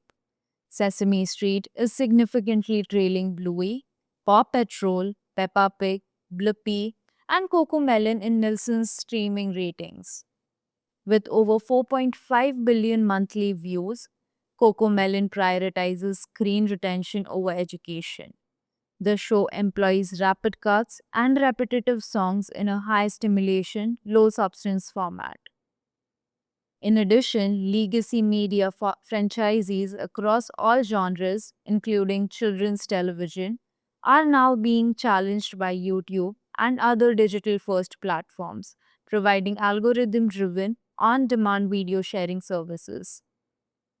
With over 10 million subscribers and billions of views, one of the most watched children's shows on YouTube is Miss Rachel. Her meteoric rise on the platform is an example of how and where children are consuming their media. It is not just what is on the screen, it is the device the screen is on. Today's children aren't just watching more, they are watching differently. The CDC and Kaiser Family Foundation has found that children under 2 spend more time in front of screens than they do in active conversation with their caregivers. Parents have a critical role to play in this conversation. A growing body of research from pediatric journals to outlets like The Today Show draws a parallel between excessive screen time exposure and secondhand smoke. Just like cigarettes, screens can be both addictive and harmful, not just to the user but to those nearby as well. Even background screen time has been shown to impact a child's cognitive, emotional, and physical development. This phenomena has been labeled as secondhand screen time. The National Library of Medicine states that children are more likely to exceed screen time limits when the adults around them fail to model healthier habits. Not all screen time is created equal. In The Anxious Generation, social psychologist Jonathan Haidt outlines 4 types of screen time: creative, which includes digital art, music, and content creation; communicative, including video chatting, texting, and using social media; and active, which includes gameplay, problem solving, and movement-based interaction. These forms of screen time can foster learning, connection, and creativity, but it's passive screen time, like endless scrolling or binge watching, that research shows is most harmful, especially for younger demographics. Screens have replaced curiosity, connection, and unstructured play with passive consumption. But they're different now. Toys weren't just things. We were their best friends and their secret keepers. Now it's all screens, gadgets, and shiny new tech. Kids don't look under their beds for toys anymore. They scroll. We used to bring imagination to life. Now we're collecting dust on forgotten shelves. Screen-based childhood is so dominant that another beloved childhood franchise, Pixar's Toy Story, is centering its next release on the topic. Jonathan Haidt has amplified these concerns into a public call to end phone-based childhood now and restore attention to the core principles of child development. Our cultural landscape recalls Newton Minnow's portrayal of children's television as a vast wasteland. This current wasteland is an algorithmic, nonstop, one-way street of passive and often mindless consumption. 64 years after Minnow's dire assessment, we find ourselves at another cultural inflection point, one that creates a pressing need for trusted media. Sesame has that trusted media. According to sesamestreet.org, 77% of parents report having deep trust in Sesame Street. Beyond trust, Sesame Workshop has demonstrated track record of transforming technology from a source of vapid and violent entertainment to a vehicle for belonging and enrichment.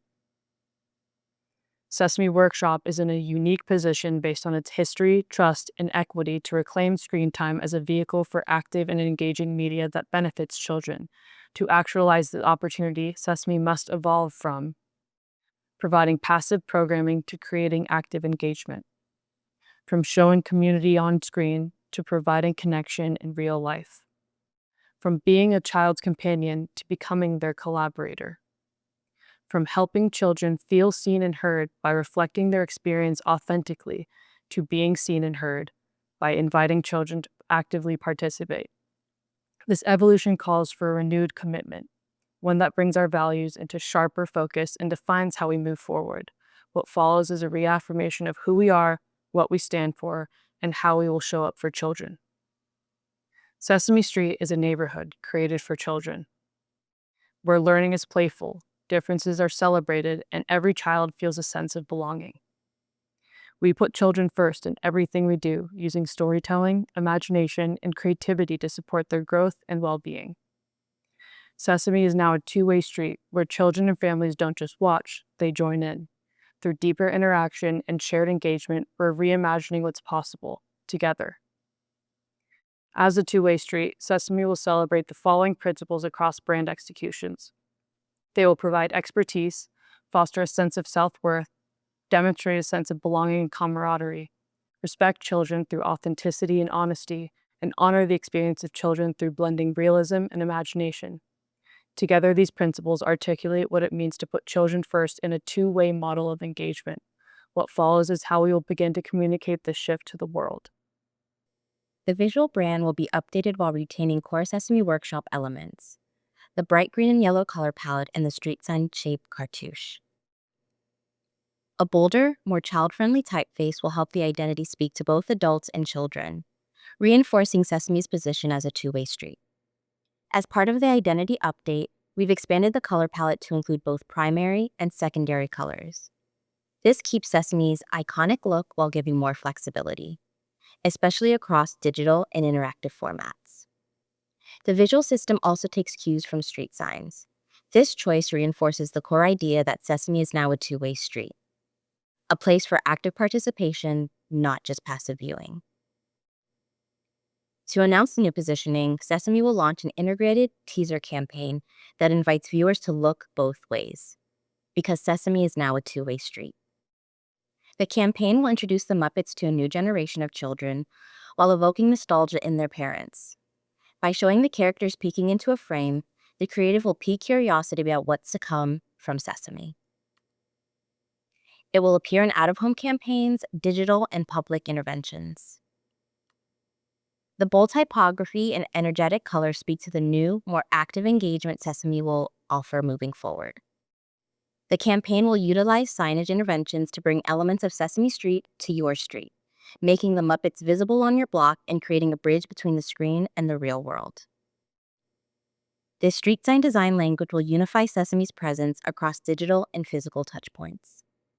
The Sesame Go app will be the centralized location for all of Sesame's offerings and the destination for enriching participatory activities for children and families. Sesame Go reinforces a core belief that learning is not passive but participatory, transforming the screen into a two-way street. The platform supports 3 core developmental cohorts: toddlers, 2-year-olds, preschoolers, 3 to 5-year-olds, and early elementary, 6 to 8-year-olds. Parents personalize the app to their child's developmental stage, ensuring that the content meets children where they are. Sesame Move introduces guided physical play, led by beloved characters. Children are invited to engage in short, structured movement sessions that support executive function, coordination, and self-regulation. Grover guides children through playful movement and dance, transforming any room into a stage for self-expression and joy. Each session is designed to be completed alone or with a caregiver by turning passive screen time into active physical engagement. Sesame Move embodies the two-way street where children don't just watch, they do. Sesame Create encourages children to turn everyday materials into imaginative projects. It takes the act of watching and turns it into the act of making. Oscar the Grouch guides children through the transformation of household trash into meaningful treasures. These hands on activities teach creativity, problem solving, and resourcefulness, turning passive inspiration into active creation. Sesame Seeds turns values into action, helping children practice care, kindness, and community participation. Each seasonal subscription box includes hands on activities for families to make, share, and reflect on together. Big Bird guides children through activities like growing a garden and writing you thank you notes. Sesame Seeds nurtures empathy and gratitude, turning small acts into meaningful lessons. Each box helps children practice giving, sharing, and showing appreciation, reinforcing that kindness grows when it's rooted in actions. Sesame Sounds is a free podcast experience that fosters mindfulness, emotional literacy, and present moment awareness. Various Muppets hosts the Sounds and Feeling podcast and guides children to draw what they hear, reflect on what they feel, and connect with their environment through auditory cues. Welcome to the Sounds and Feelings podcast, a playground for your imagination where all you need is your senses. Let's listen. Sesame News is a weekly editorial-style series designed to help children make sense of a complex and changing world. Appearing as a recurring segment on Sesame Street and available in the Sesame Go app, Sesame News invites children to co-create content and participate in storytelling. In the opening segment of Sesame News, That's Debatable, children are taught to build tolerance for each other's point of view while developing confidence in their own ideas. Each episode starts with a hard-hitting question, followed by a 5-minute debate between two real kids, hosted by Muppet Guy Smiley. Good evening, and welcome to the 2020 presidential debate.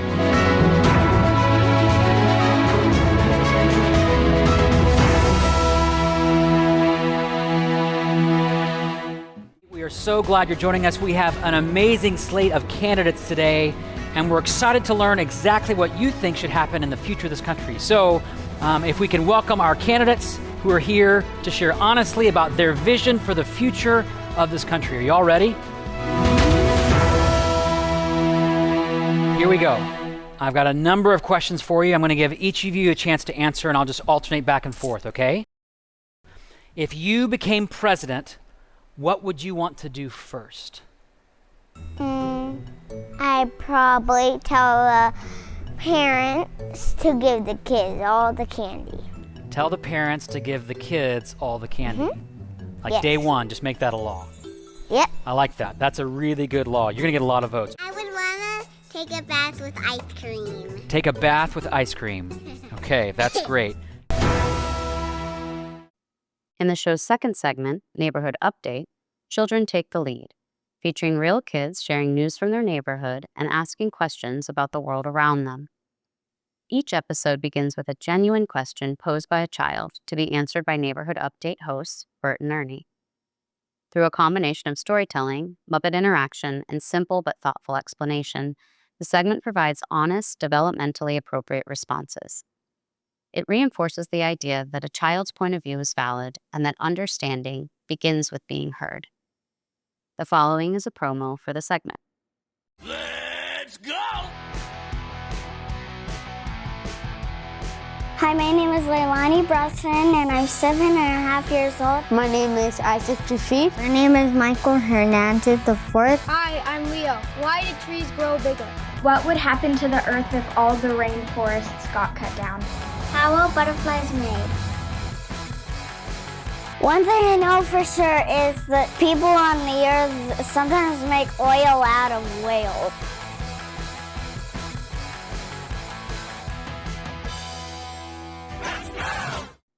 Sesame News reinforces a core belief that children should not be passive recipients of information, but active participants in developing their own point of view. Each segment is designed to encourage critical thinking, thoughtful reflection, and respectful dialogue. To celebrate Sesame News and all of the participatory offerings available on Sesame Go, Sesame Workshop will launch an integrated advertising campaign that highlights active, two-way engagement between children, families, and Muppets. Sesame Street was always more than a passive screen. It has always been an emotional, intellectual, and social companion to children. In 1969, Sesame Workshop was revolutionary by representing the experience of real children on screen. Today, Sesame Workshop will reclaim this revolutionary spirit by harnessing technology to create a platform in which children will represent themselves. On the two-way street, Sesame News invites children into the conversation. Sesame Go adapts with them as they grow. Sesame Seeds encourages community and connection, and Sesame Sounds promotes self-awareness and prompts creativity. Sesame Workshop was founded by creative visionaries. On the two-way street, Sesame Workshop now makes space for new visionary creators to emerge.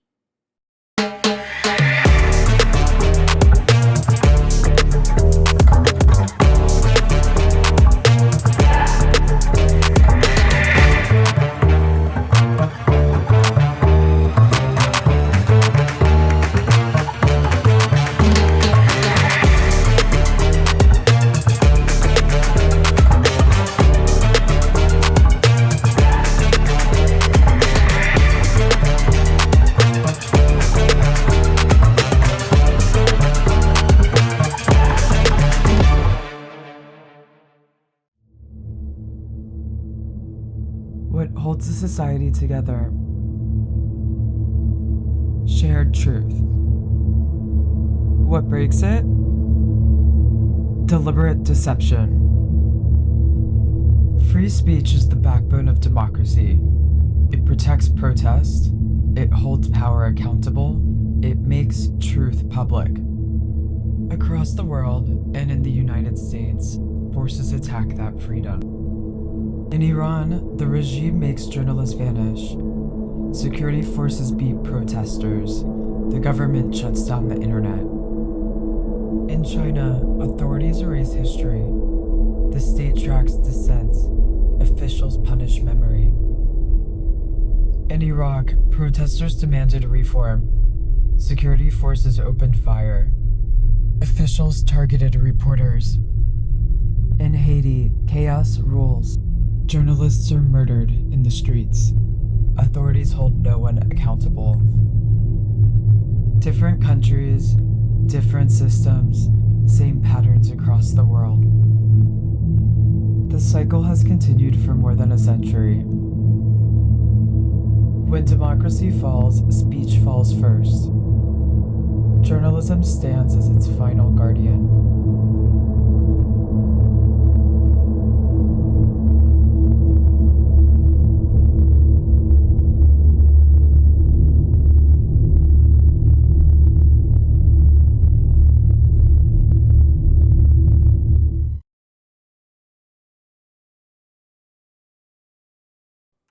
$1.6 million years ago, Homo erectus stood upright, scanning the horizon for threats and opportunities. The most dominant people rose to prominence by excelling at finding and communicating vital information that contributed to the group's survival and ability to reproduce. Approximately 40,000 years ago, prehistoric people began to record reality on cave walls, an early form of record keeping. The Babylonian king Hammurabi's code, written in 1754 BCE, is one of the earliest and most complete legal codes in human history. Its public display prescribed behavior and established a precedent for legal transparency, ensuring that the rules were accessible to all. Democracy as an official government system was established in ancient Athens, where citizens were provided with a direct voice through assemblies and public debate. Central to this new system was the agora, an open public space that served as the heart of civic life. Translating to open space for assembly, the agora was a sprawling hub where citizens gathered. This was early democracy in action, unmediated, chaotic, and powerful. It allowed for direct participation, collective decision-making, and the free exchange of ideas. This decentralized communication empowered ordinary people to shape public life. As society grew, rulers and religious authorities centralized control over information. By the 4th century CE, pulpits in scripture were used to promote a unified doctrine across Europe. This control over information helped shape a shared understanding of truth and power. Priests read church doctrine aloud in cathedrals and village squares, turning Rome's decrees into shared truths for both peasant and king. From the 9th to the 15th century, European society was structured around feudalism. Kings granted land to nobles, nobles controlled peasants. The church held power over knowledge, with literacy limited to clergy and elites. Information flowed top down and remained scarce. Information was primarily circulated among the ruling elite. The word news first appeared in English around 1417, meaning new things or recent events, as seen in a court letter to King Henry V. In medieval Europe, town criers were an essential tool for maintaining civic order.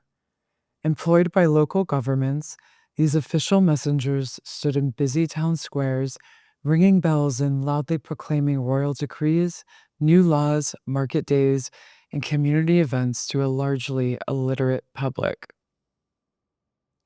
16th century Italian and German communications blended battlefield facts with personal commentary, yet each copy had to be laboriously recopied by scribes.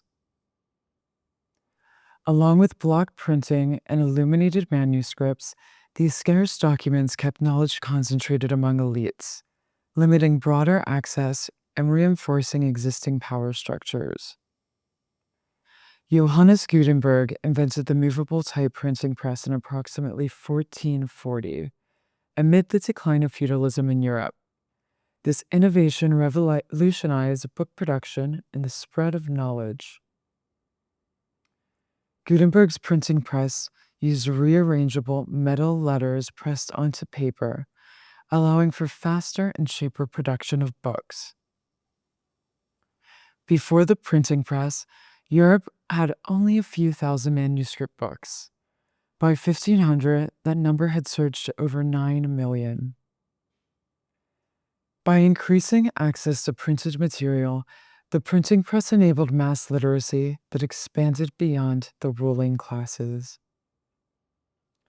This new access to religious texts, political ideas, and practical knowledge contributed to social, economic, and political changes that weakened feudal hierarchies. Individuals and emerging groups can now publish and circulate their own views, directly challenging centralized power in established institutions. In 1517, Martin Luther, a German monk and theologian, nailed a broadside titled 95 Theses to a church door, criticizing the Catholic Church. His ideas spread across Europe within months, helping ignite the Protestant Reformation.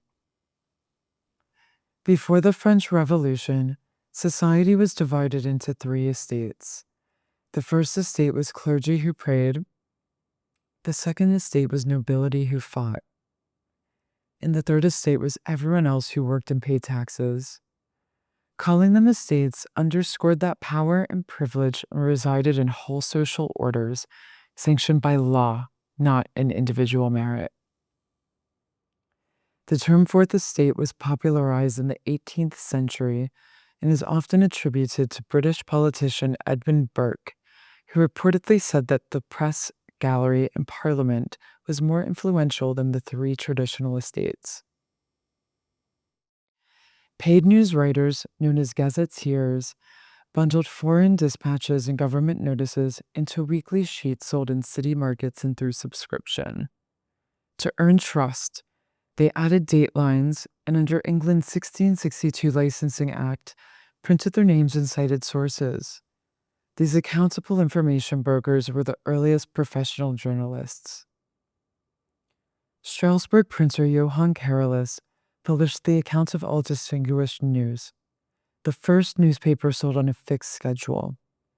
It met rising demand for consistent, consolidated updates and marked the shift toward regularized public information. As feudalism declined in 17th century Europe, economic growth, urbanization, and expanding commerce empowered the bourgeoisie, a new middle class of merchants, professionals, and artists. They gathered in what were then called penny universities, public spaces where, for the price of a penny, anyone could read newspapers, share ideas, and debate current events. Today, we know these spaces as coffee houses, early centers of informal public discourse and intellectual exchange. Philosopher Jürgen Habermas calls this new space the public sphere. He describes it as an arena separate from the state and the official economy, where citizens can come together to discuss and shape public opinion. According to Habermas, this collective discourse is crucial for holding rulers accountable through rational, critical debate. The Enlightenment championed the use of reason, logic, and empirical inquiry to question traditional authority. By spreading knowledge and encouraging public debate, Enlightenment thinkers helped redistribute political power, weakening the control of monarchs and clergy, and strengthening the influence of an informed public. Newspapers accelerated the shift by circulating new ideas, reporting on political developments, and providing a forum for open critique. The Enlightenment era thinker Voltaire stated, "Judge a man by his questions rather than by his answers." This reinforced the idea that conclusions are only as valuable as the work and reasoning behind them. Daniel Defoe and Joseph Addison were Enlightenment journalists whose writings in periodicals, including The Review and The Spectator, helped advance the era's ideals of reason and marked the early development of journalism. The Boston Newsletter was the first continuously published newspaper in colonial America. Early papers often blended news, opinion, and stories, and didn't always stick to verified facts. In 1791, the adoption of the First Amendment to the U.S. Constitution enshrined the freedom of the press as a fundamental right in the United States. The founders of the United States recognized this right as one of the great bulwarks of liberty, essential for holding leaders accountable, fostering informed debate, and empowering the public to participate fully in civic life. This commitment sets a global precedent, establishing the press as a cornerstone of free and open societies. The penny press revolution of the 1830s transformed American journalism with 1-cent papers, including The Sun and the New York Herald. These papers reached mass audiences by linking circulation to advertising revenue rather than political funding. Editors drew readers in with crime, human interest, and local stories, creating a more commercial, attention-driven style of news that prioritized emotion and spectacle. This environment gave rise to what would later be known as sensationalism. In the mid-19th century, growing demand for timely, wide-reaching information led to innovations in how news was transmitted. News-gathering agencies known as wire services, including the Associated Press and Reuters, emerged to provide fast, centralized reporting. These services built expansive communication networks and distributed standardized reports to multiple newspapers, expanding journalism's reach and establishing a common baseline for reliable news. The New York Times was founded by Henry J. Raymond and George Jones in 1851 during a period of rapid growth and competition in the American newspaper market. A former politician and journalist, Raymond set out to create a paper that resisted the exaggerated headlines and dramatized storytelling common in the era. He aimed to deliver sober, trustworthy journalism for a more discerning and politically moderate audience. Jones, a former banker, helped raise the initial capital for the paper and played a key role in organizing the publishing aspects of the business. In their original prospectus, they published core principles for the paper. In its first issue in 1851, the New York Times published a founding mission statement outlining its editorial values. The publishers declared they would seek to substitute reason for prejudice, a cool, intelligent judgment for passion in all public action and in all discussion of public affairs. The New York Times also emphasized its columns would be free from bigoted devotion to narrow interests. They pledged to support every just effort to reform society, to infuse higher elements of well-being into our political and social organizations. The New York Times published its first major investigative expose when its reporters uncovered the Tweed Ring, a corrupt political network that stole millions from New York City. Jones refused a $5 million bribe to suppress the story. The paper's reporting helped lead to the arrest and conviction of Boss Tweed, who was sentenced to prison in 1873. Joseph Pulitzer and William Randolph Hearst were the most influential newspaper publishers of the late 19th century. Pulitzer ran the New York World, and Hearst ran the New York Journal. Both relied on sensational storytelling to sell papers. Their fierce rivalry escalated these tactics and gave rise to what became known as yellow journalism. The term yellow journalism came from The Yellow Kid, a popular comic strip by Richard F. Occult that appeared in both the World and the Journal. As the two papers competed for readers, the strip became a symbol of their sensational coverage. By examining coverage of the USS Maine explosion, we can see the contrast between the New York Times and yellow journalism.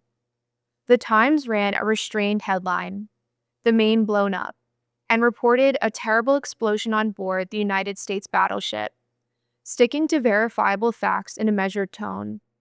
In contrast, the Journal manipulated public emotion and stoked paranoia with headlines like, "Startling Evidence of Spanish Treachery Revealed."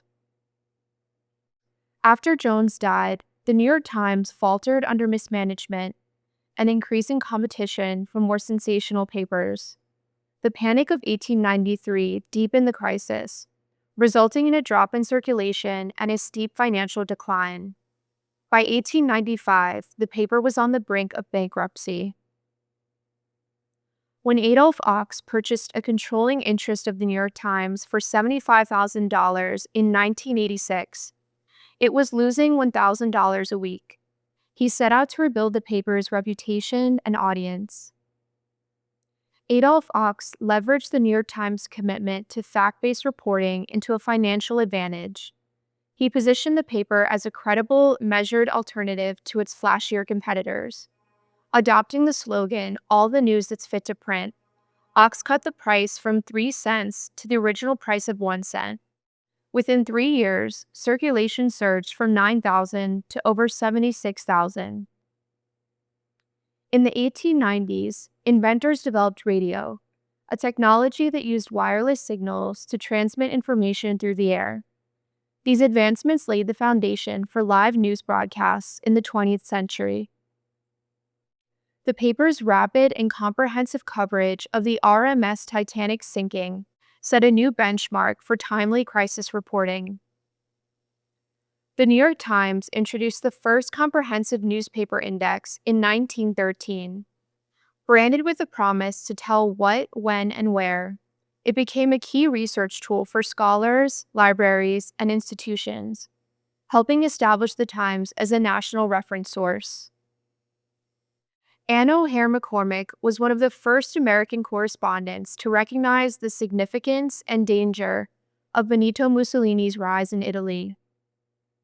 Her groundbreaking coverage exemplified the Times' commitment to critical reporting, and she would later become the paper's first female Pulitzer Prize winner.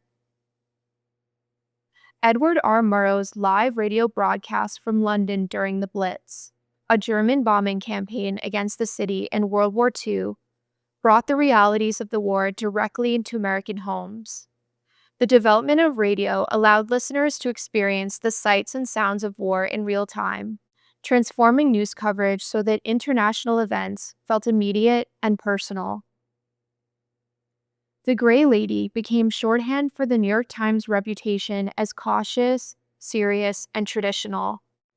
The nickname first appeared in the early 1950s, popularized by Life magazine, a widely read photojournalism publication. It referenced the paper's gray, text-heavy pages and sober approach to news.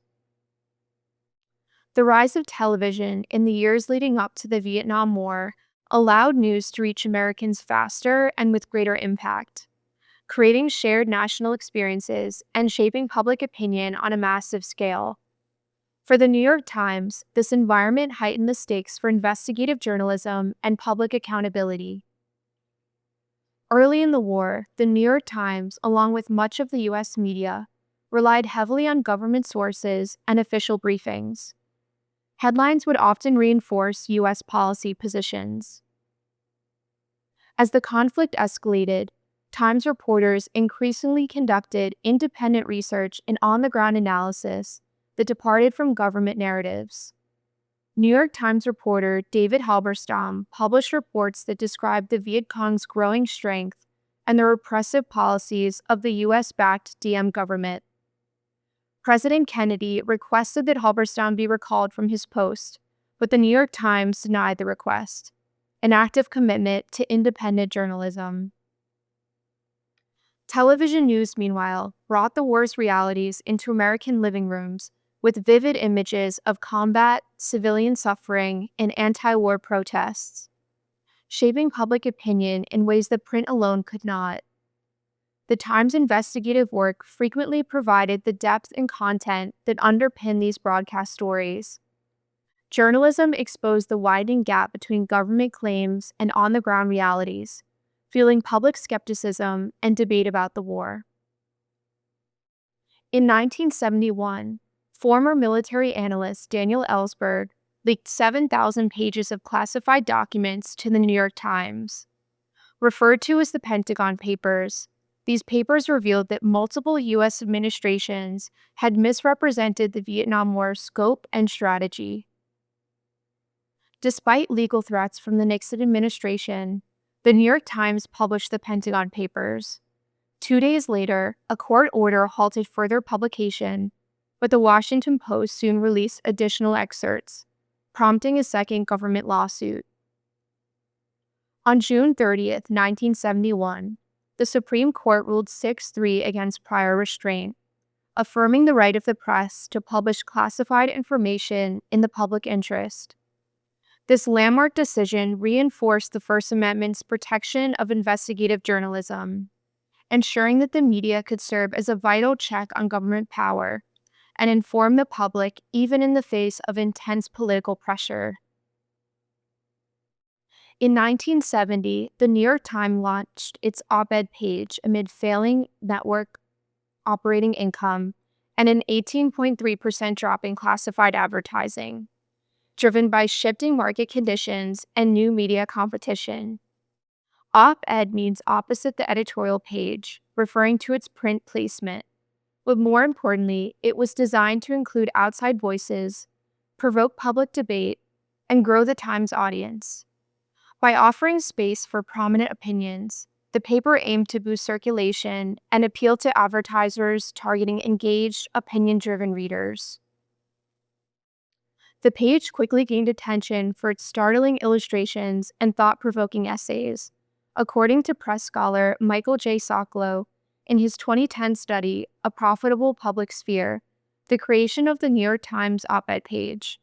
Surveys showed it was read more than any other part of the paper, Within 2 years, the Chicago Tribune and Boston Globe followed suit and published their own op-ed pages. This decision to create a new style of editorial content with financial benefits demonstrated the Times' capacity for strategic evolution. On January 1st, 1983, ARPANET, a U.S. Defense Department project, established a new universal data communications protocol allowing computers to connect with one another via a common format. This moment is widely viewed as the day the Internet as we know it was created. The Internet and the World Wide Web were established phenomena by 1995. Netscape Navigator, the most popular browser, had nearly 10 million users worldwide. Internet providers unbundled news by offering online alternatives that competed directly with newspapers, offering advertisers access to a vast, inexpensive digital space with superior targeting. This shift siphoned revenue away from print publications, undermining the financial foundation they had long depended on. This shift forced news organizations to adapt or face debilitating financial strain.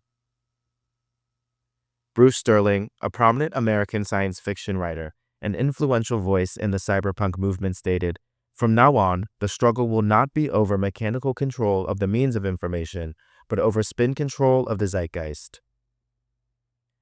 NYTimes.com launched in 1996 to adapt to the rise of digital media. The site expanded access to its reporting and introduced real-time updates, marking a pivotal shift in how news was delivered. USA Today launched in 1982 as the first national newspaper to feature full-color printing. It distinguished itself with short articles, bold headlines, and eye-catching graphics designed for quick and easy reading. The New York Times resisted color printing for 15 years, concerned it would undermine their journalistic integrity. But in 1997, they adopted color printing of the paper, redefining how credibility could be maintained in a more visually driven world. After the terrorist attacks on September 11, 2001, journalism's role in speaking truth to power was temporarily constrained. In the immediate aftermath, a surge of patriotism and a fear of being labeled unpatriotic led many American newsrooms to suppress their usual skepticism and more readily accept official narratives.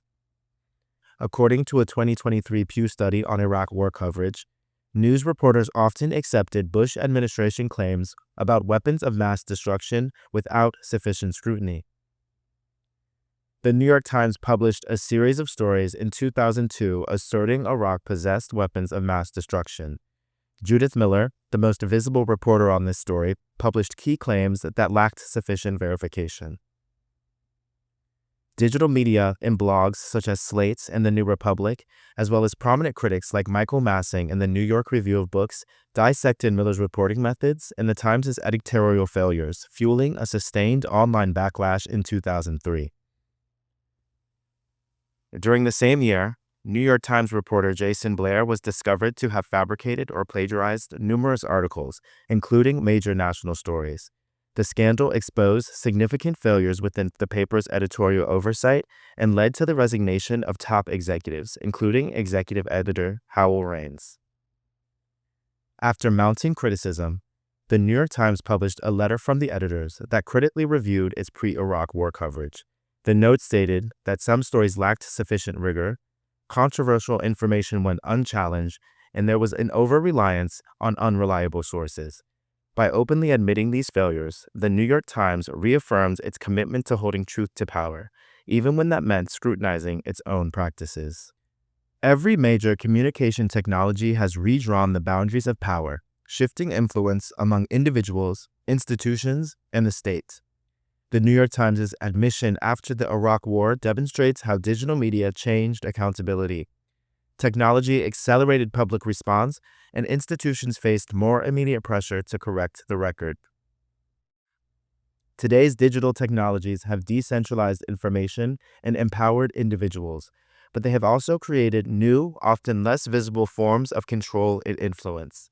This ongoing evolution continues to reshape society's relationship to truth, authority, and collective action. The rise of social media in the mid-2000s provided economic and informational power to tech platforms. Control over public discourse and advertising revenue shifted to the hands of a few dominant digital companies, with Facebook's launch in 2004, followed by YouTube in 2005, Twitter in 2006, and the launch of the iPhone in 2007. These media outlets began diverting digital ad revenue and reduced the influence of traditional publishers. America's newspaper industry has lost 2,500 titles and more than 40,000 newsroom jobs since the mid-2000s. Smaller newspapers were hit the hardest, lacking the resources to compete for advertising now dominated by social media giants. As the journalism business constricted, the New York Times expanded its digital reach, gaining readers in the markets once served by small community papers. The New York Times is now larger than ever, and its share of the national newspaper workforce has grown from approximately 1% to 7%. Meanwhile, the collapse of local news has only accelerated. According to the 2024 State of Local News report, over 55 million Americans have only one or no local news source, and digital local news growth has not offset this decline. This industry erosion impacts the role of the journalists who remain. A.G. Sulzberger, publisher of the New York Times, said that this pressure has dramatically changed newsroom culture. Instead of spending time out in the field gathering diverse perspectives, many journalists now work primarily in offices surrounded by colleagues with similar backgrounds and experiences. This environment reflects a broader evolution of the role of the journalist. Once broadly defined by phases including partisan advocate, mass entertainer, democratic watchdog, TV personality, and content creator. The modern journalist is now expected to embody all of these roles simultaneously. The result is a profession that is more diverse in function but also more splintered, with individual journalists navigating a platform-dependent landscape shaped by audience metrics and the demand of multiple media formats. New social media platforms accelerated a deeper shift in how the public perceives facts. In 2016, Oxford Dictionaries named post-truth the word of the year, defined as a circumstance where objective facts matter less than emotion and personal belief. As trust in traditional sources declined, media organizations began rethinking their business models.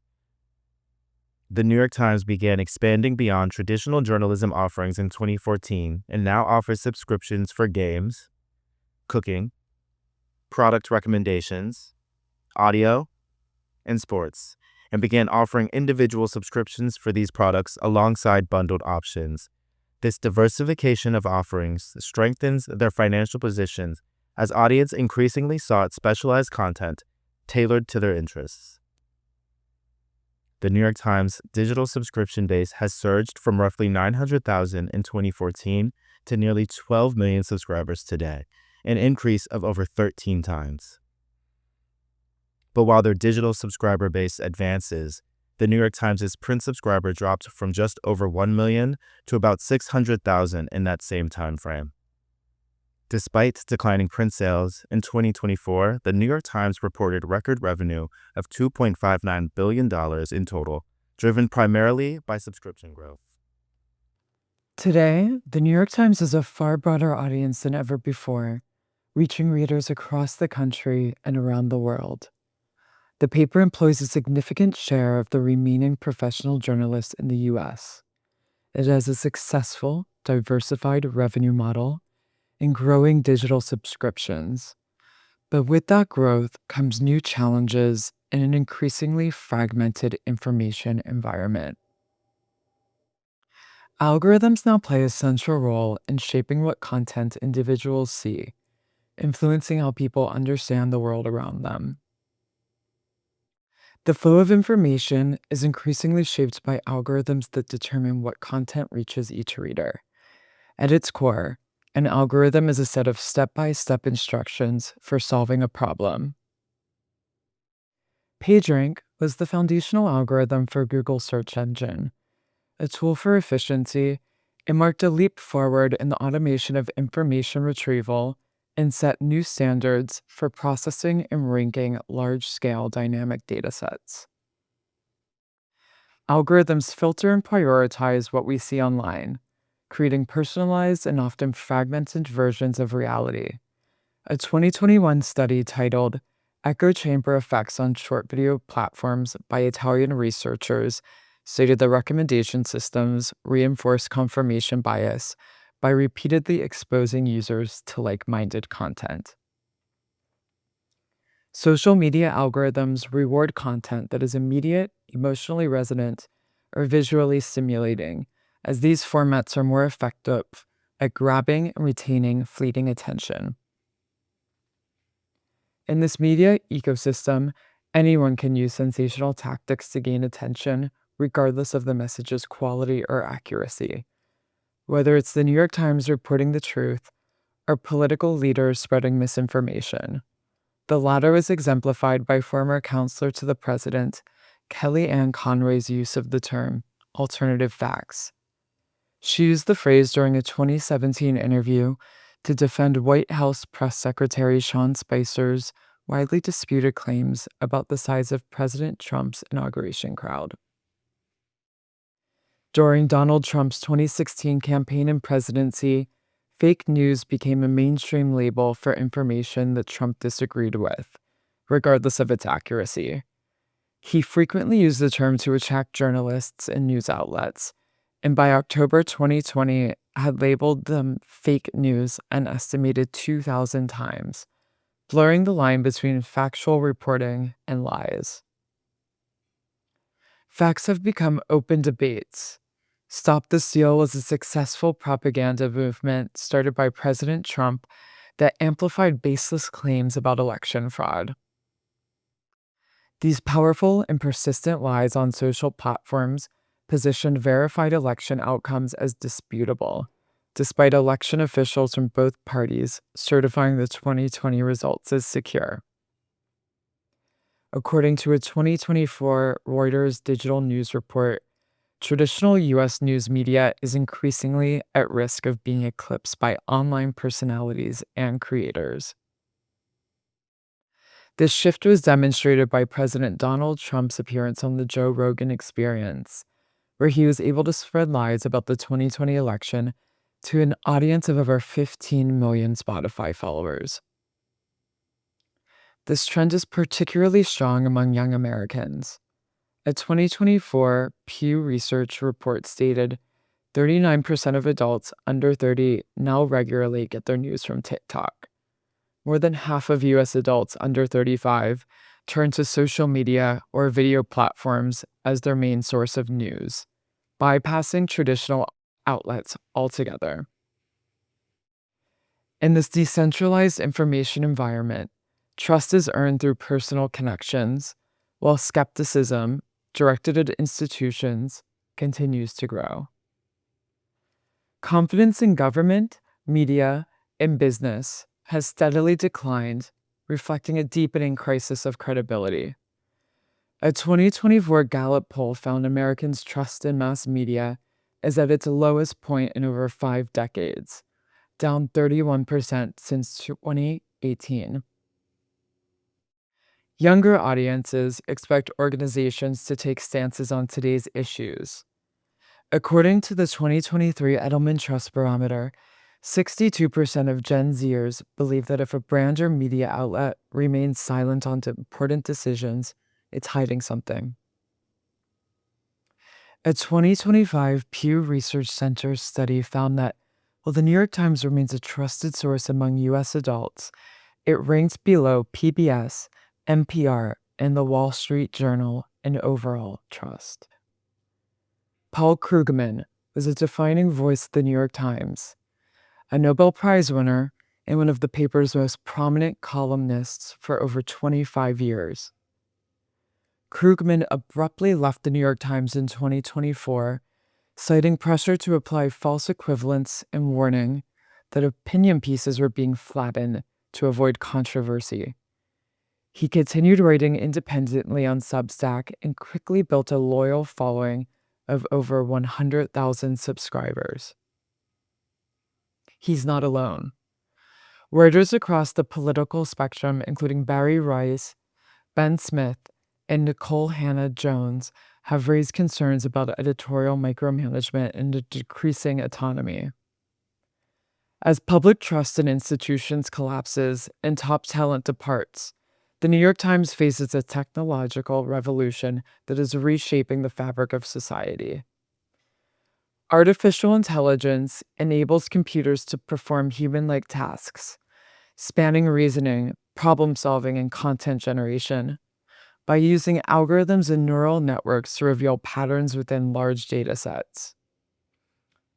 As digital content developed in the 2010s, tech companies increasingly turned to AI to summarize and synthesize information from these large data sets. This era also introduced AI assistants, including Siri and Alexa, which are voice-driven interfaces used in millions of households. AI agents, in shaping our interactions with information drawn from the internet, can provide personalized experiences, automate complex tasks, uncover patterns, and create possibilities for new insights. Sundar Pichai, CEO of Google, recently declared, AI has the potential to be more transformative than electricity or fire.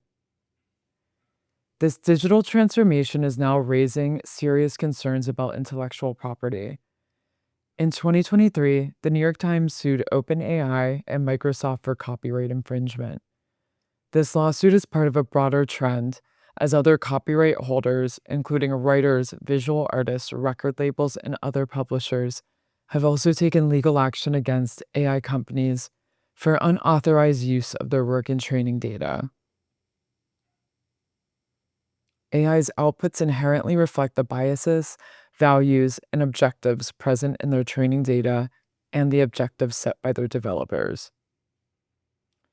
Elon Musk's AI chatbot Grok went on an anti-Semitic rant, calling itself Mecha Hitler, after a programming update in July 2025 that instructed it to not shy away from making claims which are politically incorrect.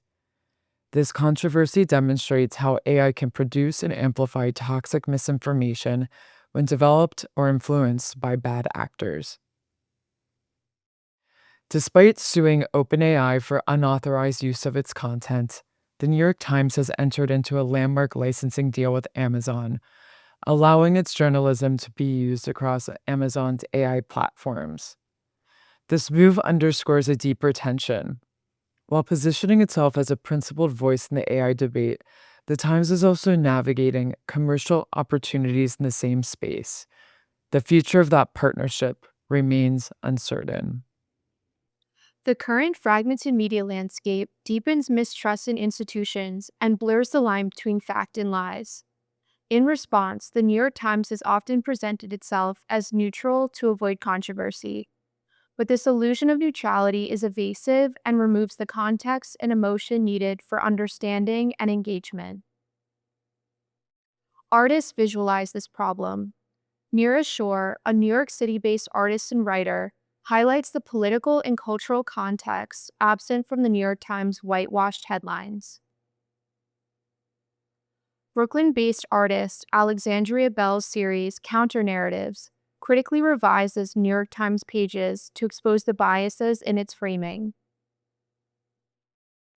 Margaret Sullivan, former public editor at the New York Times, commented on the paper's coverage of Trump's remarks about undocumented immigrants and genetics. The article noted that Trump's claim that immigrants were poisoning the blood of our country echoed the ideology of eugenics promoted by Nazis and white supremacists. Sullivan stated that this rhetoric was vile stuff and criticized the Times for presenting it in overly neutral terms, warning that sanitizing such language is not a responsible way to present what's happening. The New York Times has been criticized for both sidesism.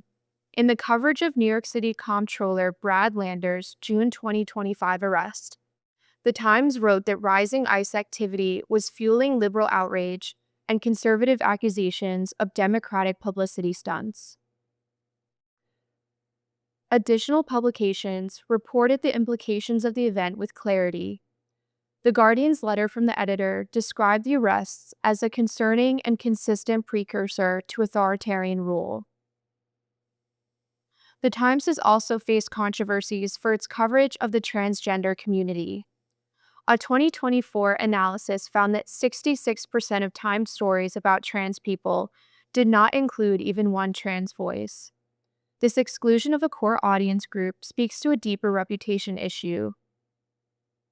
James Bennett, a senior editor for The Economist, observed, "The Times is becoming the publication through which America's progressive elite talks to itself about an America that does not really exist." This critique points to their issues with public trust, suggesting that when journalists become cut off from the diverse realities of the world they cover, the ability to reflect and engage with the broad public erodes. The New York Times has neglected its commitment to truth in favor of a false neutrality that obscures facts, confuses readers, and undermines the paper's credibility. To regain the credibility essential to the brand, the New York Times must reposition all of its actions in pursuit of truth. To do this, the New York Times will carry the weight of the word. This commitment to rigorous discipline will create clarity and trust in an era of rampant misinformation. And in upholding the paper's foundational role as the fourth estate, the first three estates are its core audience segments. In addressing the government, the New York Times will earn power through truth. In engaging business leadership, the New York Times will earn profit through truth. In speaking to readers, the New York Times will direct people to the truth. The Times will activate its positioning through three territories: deepening insights, expanding access, and amplifying voices. The first territory, deepening insights, helps readers see beyond their current. Behind the byline pulls back the curtain on the journalistic process, revealing both the work and the people behind it, through features including reporter voice notes, annotations, and sourcing details. Readers gain insight into the reasoning and integrity behind each article. The new feature is applied to a 2023 New York Times investigation uncovering the widespread exploitation of migrant children working in dangerous jobs across the United States. Watch what happens the moment we click the new Behind the Byline toggle.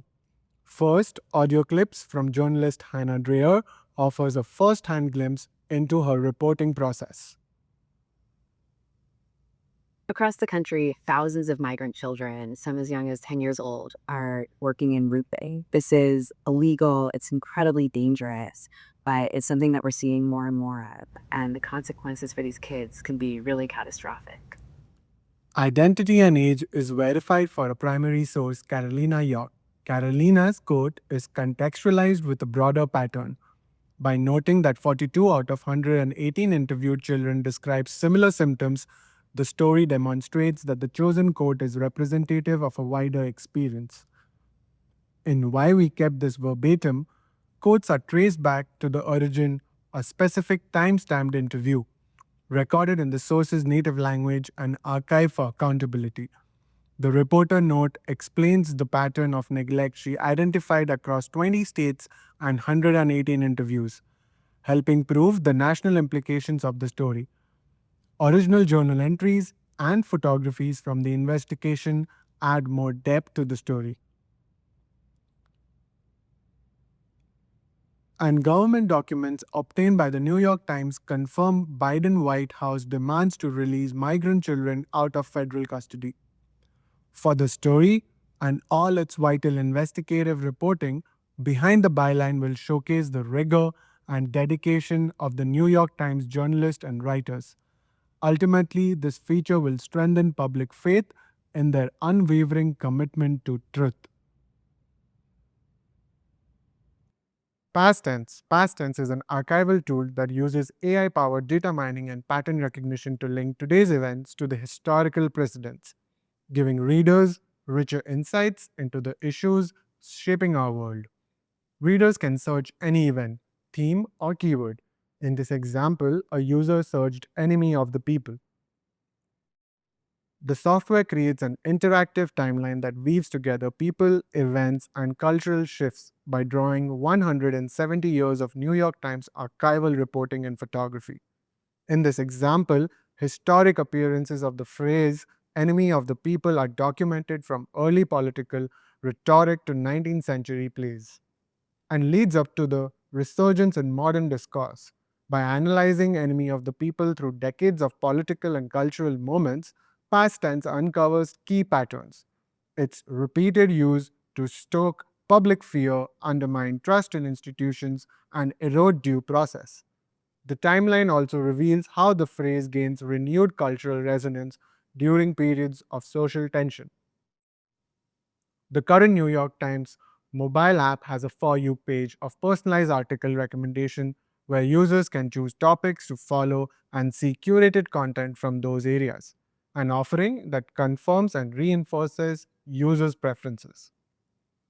We propose transforming the current You page into a counterfeit, a content curation page designed to expand readers' worldview instead of narrowing it. This algorithm will recommend articles that intentionally go beyond user preferences and offer contrasting ways of seeing and thinking. The counterfeit suggestion invites a reader who frequently engages with articles supporting Supreme Court expansion to consider alternative approaches to judicial reform. This recommendation encourages the same user who frequently reads the finance section but largely ignores sports to try an article on sports betting that reveals broader economic implication. The second focuses on expanding access, ensuring that the truth is available and visible to a wider audience. The local network of the New York Times aims to broaden the scope of truth telling and culture. The second focuses on expanding access, ensuring that truth is available and visible to a wider audience. The local network of the New York Times aims to broaden the scope of truth telling and access by extending the Times' resources to underserved regions. This initiative champions overlooked communities, guaranteeing their vital local perspective are no longer absent from the national record. This new section will rebuild local journalism and bring national attention to the parts of the country where reporting has disappeared. The Times will establish 4 regional centers: Deep South, Great Plains, Heartland, and Mountain West. Each region will have its own dedicated reporting, with each page written in collaboration with local journalists, ensuring deeply rooted and authentic coverage. Book bans are on the rise across the United States, targeting titles that explore race, gender, and identity. These bans affect young readers, cutting off access to stories that expand their understanding of the world. The New York Times will respond with the Open Books Project, an initiative to preserve access to challenged books and support the freedom to read. Open Book Project is an initiative that aims to keep essential information accessible in the face of censorship.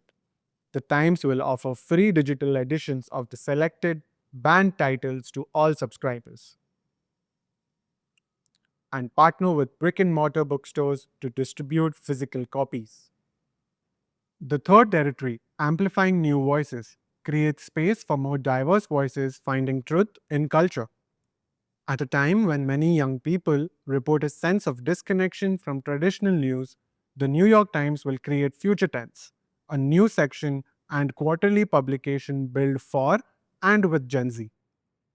The section will connect to young readers through formats and languages that are native to them and cover topics that resonate, including mental health, identity, climate, and technology. The Times Cultural Residency brings artists into the newsroom for 13 weeks to create multimedia companions to major stories. These work offer cultural interpretations that challenges how readers engage with the news.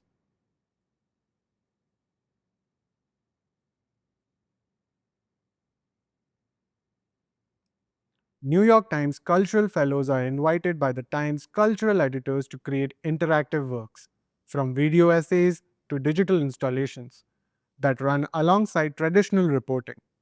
This residency will have a dedicated section on the New York Times website, with potential for in-person exhibitions. The rollout of the new positioning is structured in 3 phases that balances immediate visibility with long-term impact. Phase 1, setting the record straight, begins with what can be launched quickly: editorial updates, leadership changes, and the launch of the Every Word Matters campaign across print, digital, and social. Phase 2, building the platform, introduces new tools that requires back-end integration and improved user experience. While more complex than Phase 1, these are faster to implement than the long-led initiatives in Phase 3. Launches include past tense, behind the byline, and counterfeed. And Phase 3, widening the lens, expands reach and representation through the local network, the Open Book Project, and Future Tense. These initiatives take the longest to build, but they lay the groundwork for lasting change. Editorial updates will bring new headline guidelines.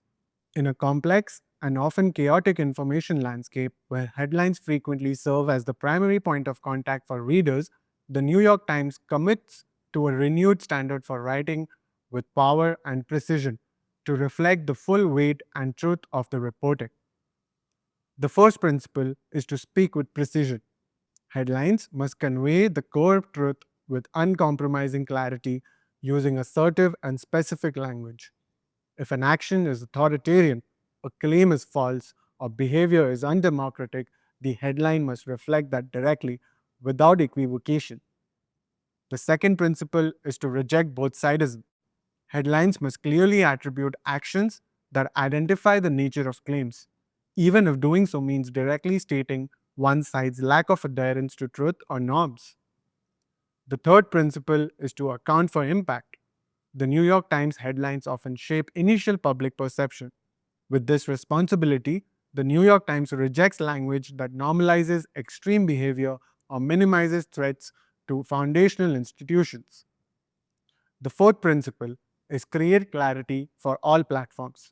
Recognizing that headlines are frequently consumed in isolation on social media and other platforms, they must be self-sufficient in conveying accurate, unvarnished truth, preparing the reader for the full context of the article rather than obscuring it. Every Word Matters is a campaign that reflects the New York Times' deep sense of responsibility for the language it publishes.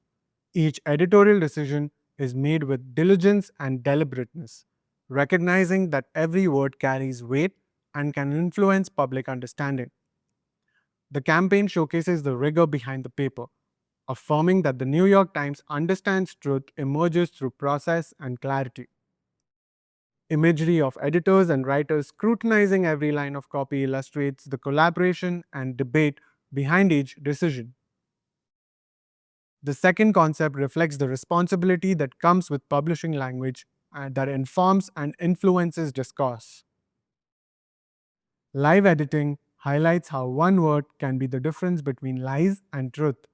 Through precise and deliberate rewrites, the campaign comments on culture and displays the Times' updated editorial tone. Words shape our laws, our knowledge, and our society. They define what we value and what we risk. To defend our way of life, we must protect the integrity of what we say and write. For 173 years, the New York Times has treated language as a public trust. Standing at the center of culture, it helps shape how the world understands itself. In an age of distortion, its deepest responsibility remains. Every word matters.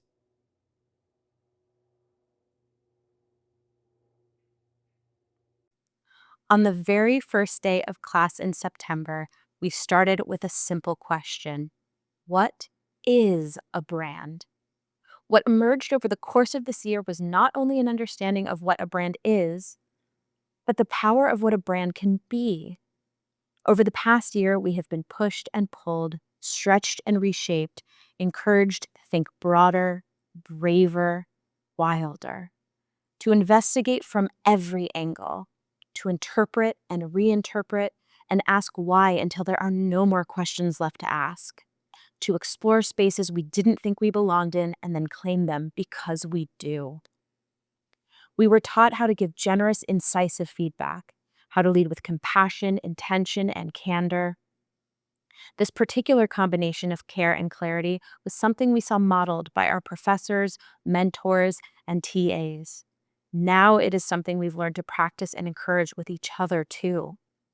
We learned how to jellyfish. We learned how to observe. We learned how to read culture like it's telling us a secret.